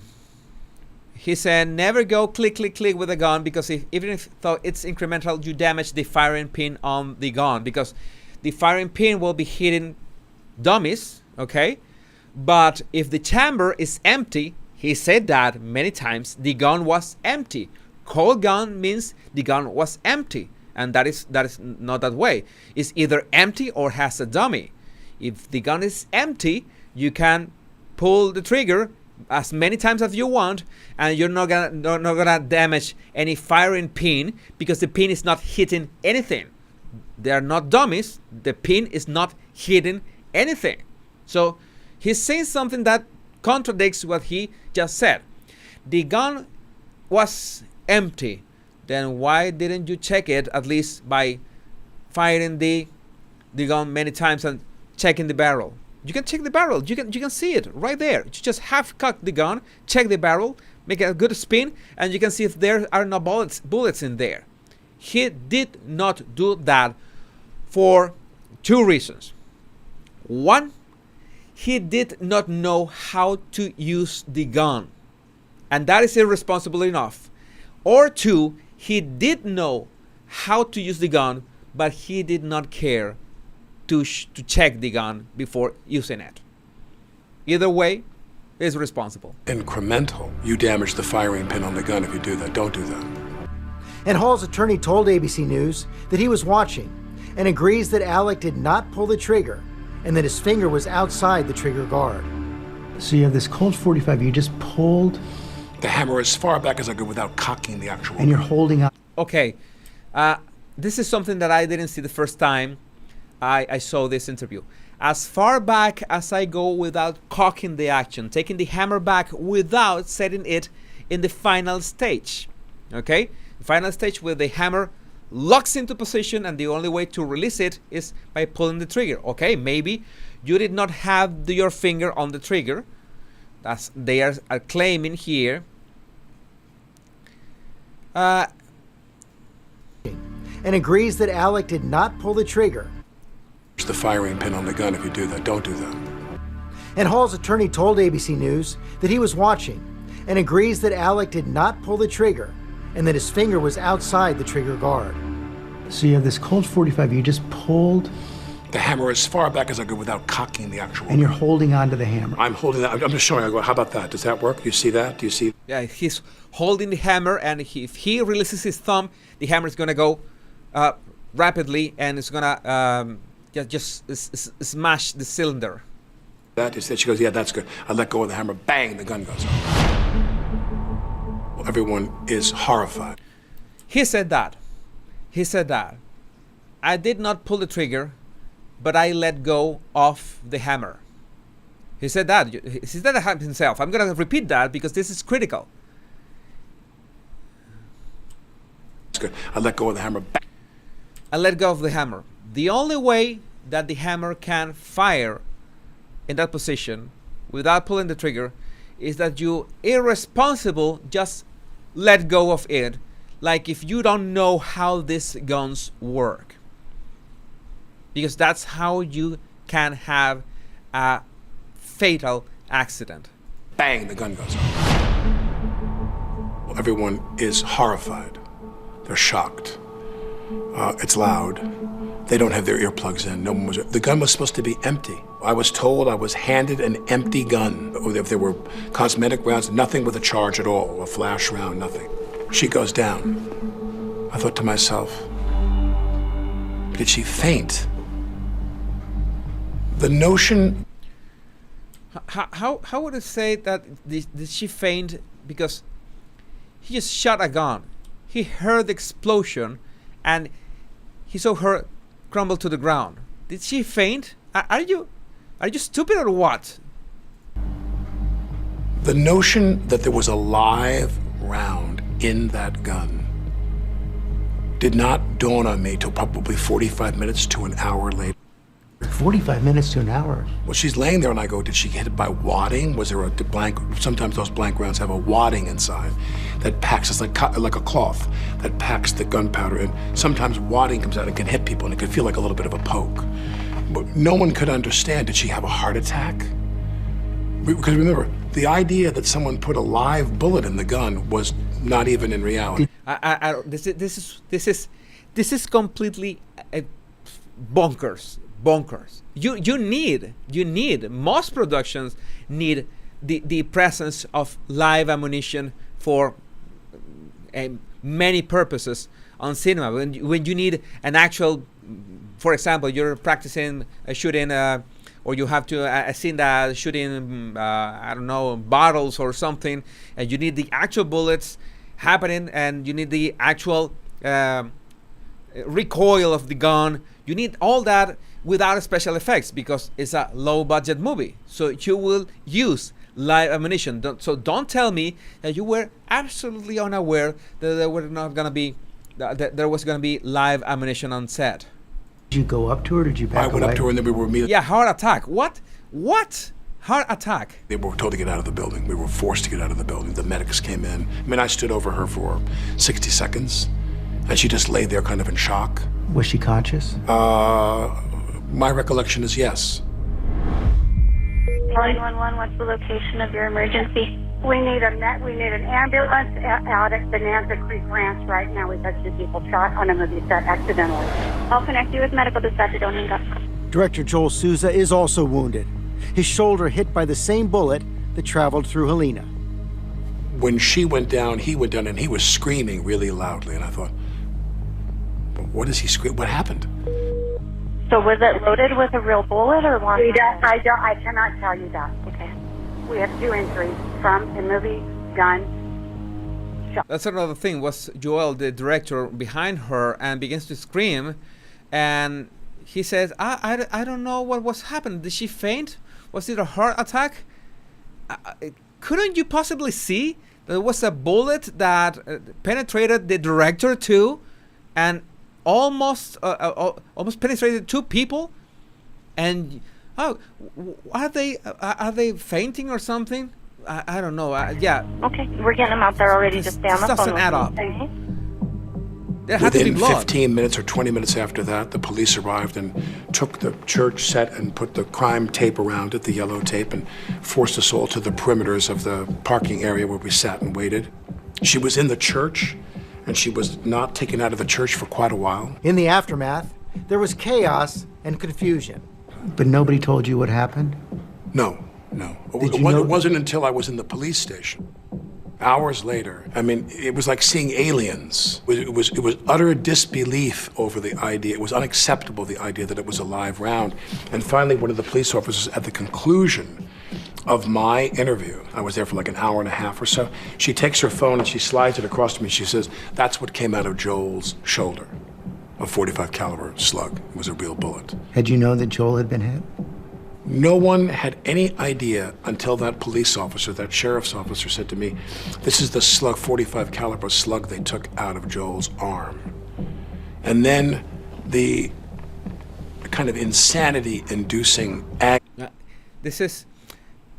I think he wants somehow to hide or conceal or, I don't know, deny the fact that there were live rounds of ammunition on set, and that should be normal for any, especially if we're talking about a low budget production, because for gun effects you need the real smoke of or at least salvos for that. You need the 3 things, but you need to be very careful where you have the 3 kind of bullets, and of course is the armor the one responsible for that.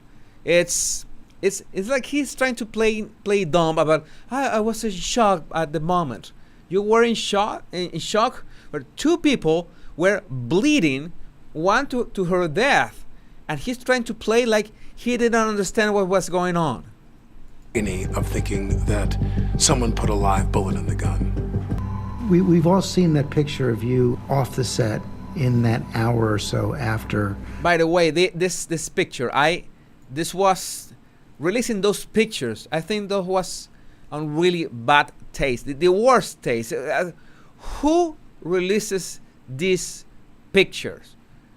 If Alec Baldwin was a sane person, he would have sued the hell of anyone that released this picture of him. But I think he was okay with that. Please, that's nice for people to understand my shock of what is going on. I was shocked, and it goes well with his story of being in shock, of having shot 2 people, the people bleeding, and I don't know what is happening. This is gross. We've all seen that picture of you off the set in that hour or so after the gun went off. What were you doing? What was going through your mind? At the end of, she was laying there, and she was there for a while. I was amazed at how long they didn't get her in a car and get her out, but they waited and a helicopter came. And by the time the helicopter took off with her and literally lifted off, we were all glued to that process outside.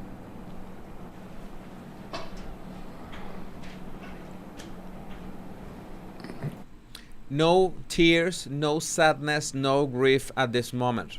Nothing. It was much emotional talking about his career.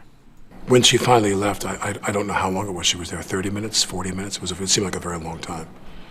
But they kept saying, "Oh, she's stable." Like nobody, just as you disbelieved that there was a live round in the gun, you disbelieved that this was going to be a fatal accident. So you didn't know exactly how serious it At the was? very end of my interview with the sheriff's department, they said to me, "We regret to tell you that she didn't make it, she died." They told me right then and there. And that's when I went in the parking lot and called my wife to talk to my wife. Shock and grief. Helena's husband, Matthew, posted a tribute to Helena. Helena inspired us all with her passion and vision, and her legacy is too meaningful to encapsulate in words. Our loss is enormous. When this happened,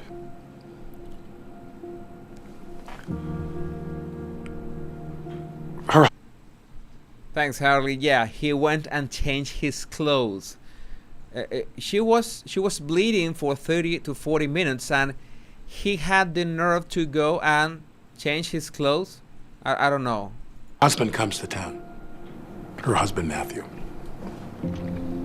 and I met with him and their son, and he was as kind as you could be. Her husband said that at that moment he didn't know what to feel. He was in shock, of course. He was feeling so many emotions. And this, oh my God, look who took this picture. Backgrid, you know, the speed dial paparazzis of our favorite Duchess. Well, Backgrid took this picture, and they made sure that this picture to be released as soon as possible, because, well, that was a symbol that no hard feelings. I was not responsible for this. I was not guilty about this, because, well, the husband of the deceased cinematographer is okay. Is hugging me. This is despicable. I can't tell you anything else. This is trying to make a crisis management out of this. What can you possibly say to him? I didn't know what to say. He hugged me and he goes, I suppose you and I are going to go through this together, he said. And I thought, well, not as much as you are, you know. And his little boy is there, who's 9 years old. I have 6 kids now. I have my older daughter, Ireland, but of the 6 kids that Ilaria and I have, my oldest is 8. I have a 9-month-old baby. And I think to myself, this little boy doesn't have a mother anymore. And I know that in my life, I'm with my kids, and I'm doing quite well with my kids. My kids and I are having a great time, right until my wife walks in the room, and then I become invisible. My kids all go and they jump on top of their mother. And this boy doesn't have a mother anymore. And there's nothing we can do to bring her back. And I told him, I said, I don't know what to say. I don't know how to convey to you how sorry I am and how I'm willing to do anything I can to cooperate. In the aftermath of the shooting, to cooperate. He should have been more aware of the safety and the problems of the production that he was producing in a creative position. A torrent of criticism.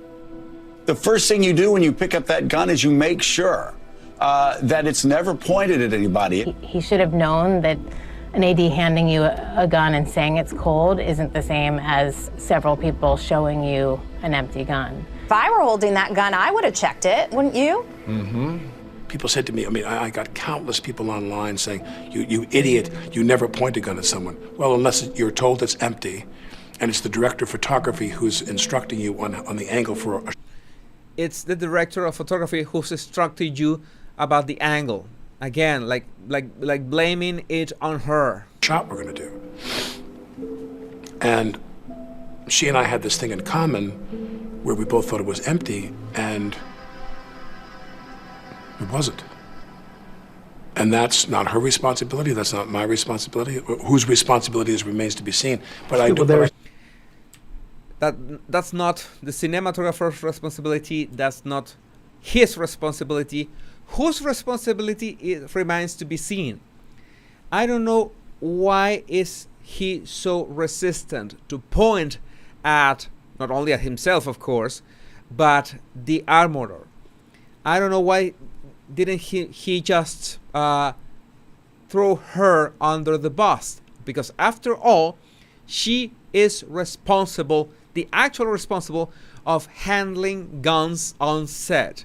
Now the big question is, if Alec Baldwin has all the right to throw her under the bus, why didn't he do exactly that?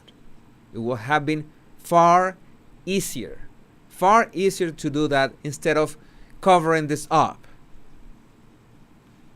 Is to be seen, but Well, there are some who say you're never supposed to point a gun at anyone on a set, no matter what.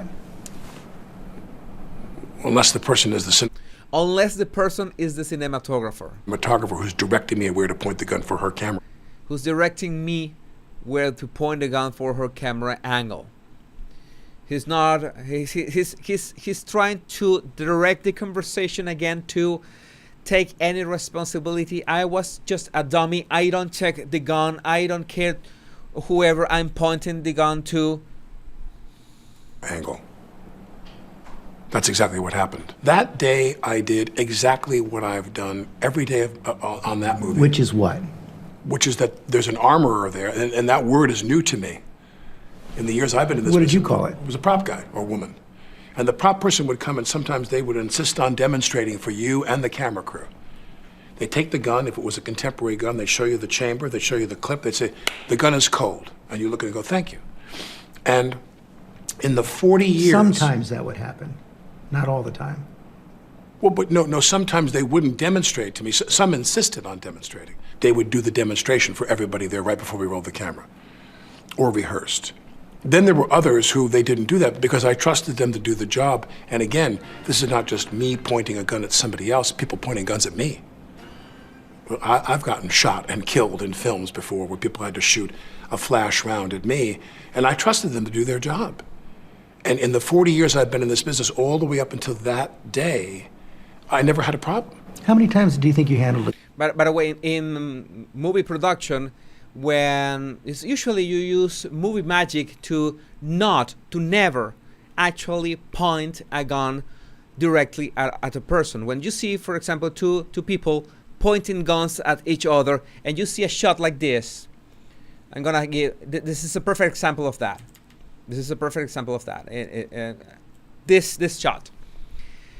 You think that they are pointing directly at each other, but this is a camera trick. They are pointing slightly off each other. They're making sure the guns do not point at each other. The director and the cinematographer make sure to use a camera angle that looks like they're pointing to each other. And if they're shooting their guns, even if they're salvos, you never point directly at the person. You point slightly off them, okay?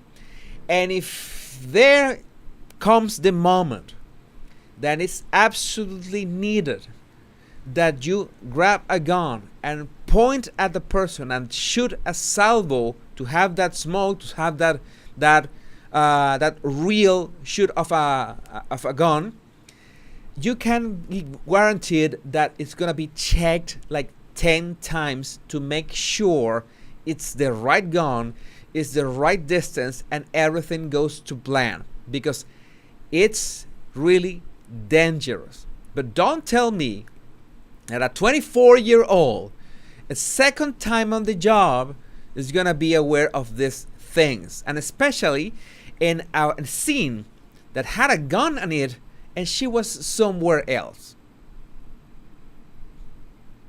You tell me, responsibilities. What are you gonna do about that? Shot and killed in films before where people had to shoot a flash round at me, and I trusted them to do their job. And in the 40 years I've been in this business, all the way up until that day, I never had a problem. How many times do you think you handled a gun in those 40 years? Oh, God, I don't know. What amazes me is how many rounds of bullets do you believe have been fired on the sets of movies and TV shows in the last 75 years? No idea. Right. It could even be above 1 billion. You've had hundreds and hundreds of millions of bullets fired on the sets of films and TV shows, and 4 or 5 people were killed. Now, those deaths are tragic and abhorrent, and believe me, I would do anything in my power I would do anything in my power to undo what was done. Yeah, it was everything in his power to not have these safety concerns, to not have these problems on set, and he didn't do anything about it. I don't know how that bullet arrived in that gun. I don't know. I don't know how that bullet arrived on that gun. He keeps saying it over and over again. It magically appeared. Nobody's responsible of that. I'm not gonna say anything about it. And I don't know. But I'm all for doing anything that will take us to a place where this is less like. Maybe his lawyer says you cannot name any responsible. You cannot say that John Doe or Jane Doe is responsible. You cannot say that. You cannot point your finger to anybody. But look at this. He says, but I'm all for doing anything that will take us to a place where this is less likely to happen again. He doesn't say, I will do anything to find the actual responsible of this, which is what he should say, right? There's an actual responsible of this, the one who was in charge of giving a cold gun to him. Okay, he is responsible of not taking it, but there is someone who was responsible of gun safety on set, and we know exactly who it was. A 24-year-old woman, inexperienced, and was not even on set. And he doesn't even say, look for the one responsible of this tragedy. He is not interested. He doesn't want anyone to look further into what was happening on that set, into that production, for some reason. There are skeletons on that closet, and Alec doesn't want anybody to be looking near that closet, because he would say, I would do anything in my power to find the responsible of that. But no, I will take us to a place where this is less likely to happen again. This is not going to happen again, but please get your noses off Rust production. To a place where this is less likely to happen again. Every single time I'm handed a gun on a set, every time, Mark, they hand me a gun, I look at it, I open it, I show it to the person I'm pointing it to, we show it to the crew. Every single take, you hand it back to the armor when you're done, you do it again. Right. Everyone does it. Everybody knows it. How do you respond to actors like George Clooney who say that every time they were handed a gun, they checked it themselves? Well, there were a lot of people who felt it necessary to contribute some comment to the situation, which really didn't help the situation at all. You have if your protocol is you check the gun every time, well, good for you.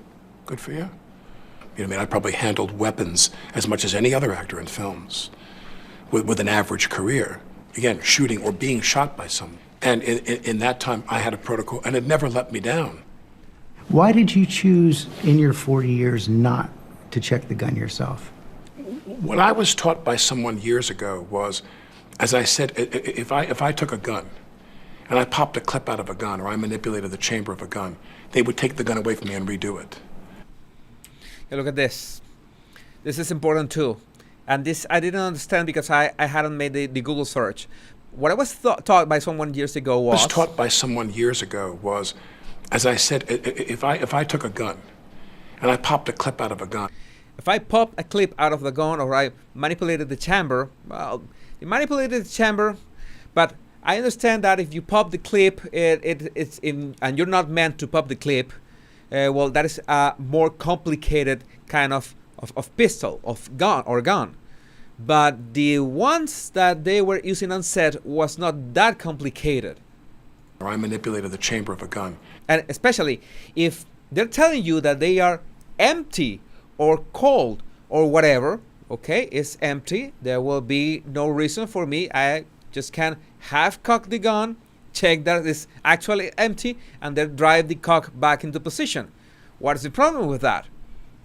There will be no dummy rounds. There will be no salvos. Of course, there will be no live ammunition. Then what is the problem with... That is common sense, man. That's common sense. That's a stupid answer, thinking that the public is stupid. They would take the gun away from me and redo it. The prop person said, don't do that. Yeah, his voice is shaking. When I was young. And they'd say, one thing you would need to understand is we don't want the actor to be the last line of defense against a catastrophic breach of safety with the gun. My job, they told me, man or woman, my job is to make sure the gun is safe, and then I hand you the gun and I declare the gun safe. The crew's not relying on you to say that it's safe. They're relying on me to say that it's safe. When that person who was charged with that job handed me the weapon, I trusted them, and I never had a problem. And this was from the beginning of your career? From day one. There's one person that's supposed to make sure that what is in the gun is right and that what's wrong is not in the gun. One person has that responsibility to maintain. Now, at some point, I don't want to rewind because I'm gonna get lost. Because at what point he said that?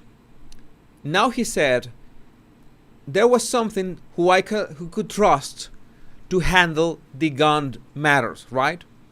There was always someone that I could trust to handle the guns, the armor. But when he was asked about if he could trust this woman, I don't know what I don't remember quite well what he answered, but he was not that convinced about trusting her. So he's contradicting himself too in that regard. And again, I don't know, by the 8th or 9th time, he's protecting this woman. He's trying to not point any responsibility to her. In the gun. Yeah, he was lazy. What is the actor's responsibility? I guess that's a tough question because the actor's responsibility going this day forward is very different than it was the day before that. Yeah, now I can't. First of all, I can't imagine I'd ever do a movie that had a gun in it again. And better don't do any more movies. Go home and play with your kids. Will be better.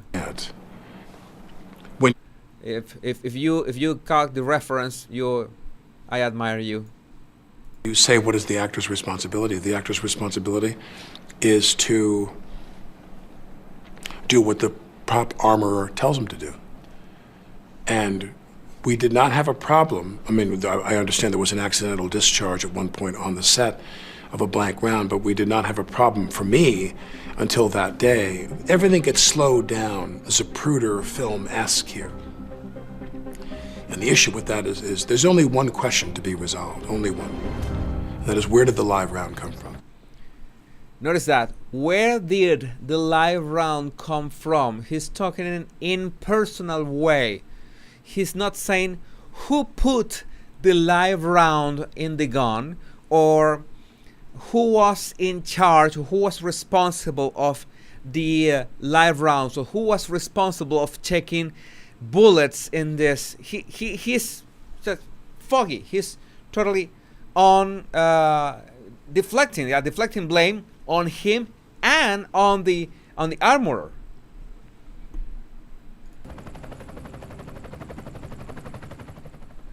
And now the interview of the husband of Helena Hutchinson. As we're just like 2 or 3 minutes to the finish. The person holding the gun, causing it to discharge, is not responsible is absurd to me. In his first interview, a Today Show exclusive, Matthew Hutchins, husband of cinematographer Helena Hutchins, says Alec Baldwin, who fired the fatal shot that killed his wife, is in fact to blame for the movie set shooting. Gun safety was not the only problem on that set. There were a number of industry standards that were not practiced, and there's multiple responsible parties. In the extensive interview with Hoda Kotb, Hutchins, who's filed a civil suit against Baldwin and others on the production of Rust, says he watched Baldwin's interview in terror as he recounted in detail Helena's death and deflected blame. I feel that someone is responsible for what happened, and I can't say who that is, but I know it's not me. Watching him, I just felt so angry. Just so angry to see him talk about her death so publicly in such a detailed way, and then to not accept any responsibility after having just described killing her. 4 months after the shooting, Hutchins recalled telling his 9-year-old son his loving mother was never coming home. Hutchins also remembers embracing Baldwin amid a swirl of emotions when first arriving in Santa Fe, well before the actor spoke publicly. He said essentially he felt grief but no guilt. Almost sounds like he was the victim. Almost. No, it fully sounded like he was the victim.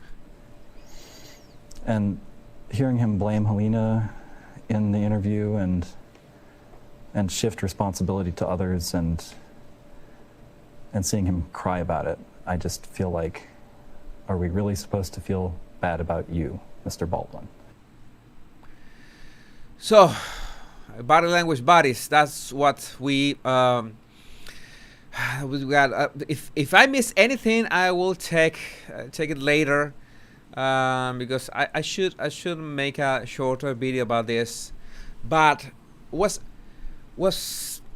well, a bit upsetting going again through this interview. I know I have seen many things, mostly not that just about body language, but contradictions. And I must say that I wasn't aware of what was the gun, what was the exact model of the gun that he was handing, and what was all the conditions that were happening on the set regarding the gun. It was so important, and you saw for yourself and hear for yourself how he deflected any responsibility and how he made sure that the armorer, that this woman, was not mentioned or held liable or anything.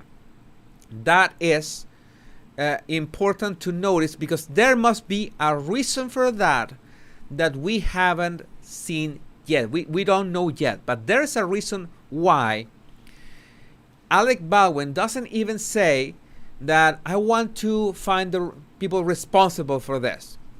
He doesn't want to.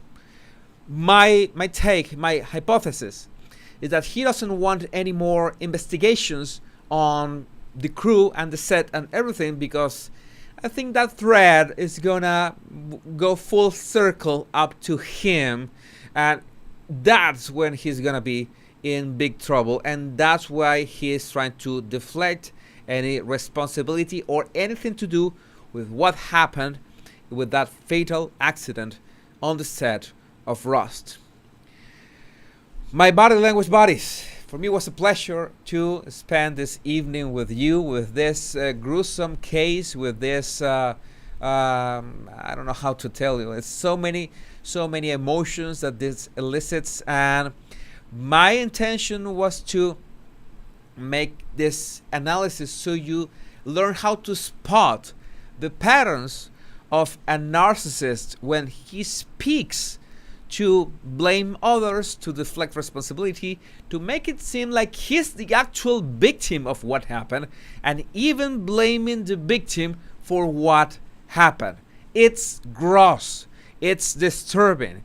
It upsets you. It makes your blood boil, but it's necessary so we all learn to spot these patterns and we identify them in our daily life.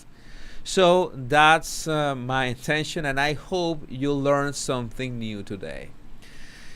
My body language buddies, my name is Jesus Enrique Rosas. I'm the body language guy, and if you want to support my channel, remember there's a link in the description to my PayPal for any donations that you want. Your super stickers and your super chats were greatly appreciated, and of course, liking and subscribing to my channel helps me a lot to spread the word. I'm gonna be making more of these topics. You know that these topics are a bit more harder to monetize. YouTube flags them instantly, so any donation, any super chat and super stickers, highly I'm thankful for that, for your support. Remember the two most important words: much love and bliss. Please take care, because I love every single one of you. Bye bye. Have a great weekend.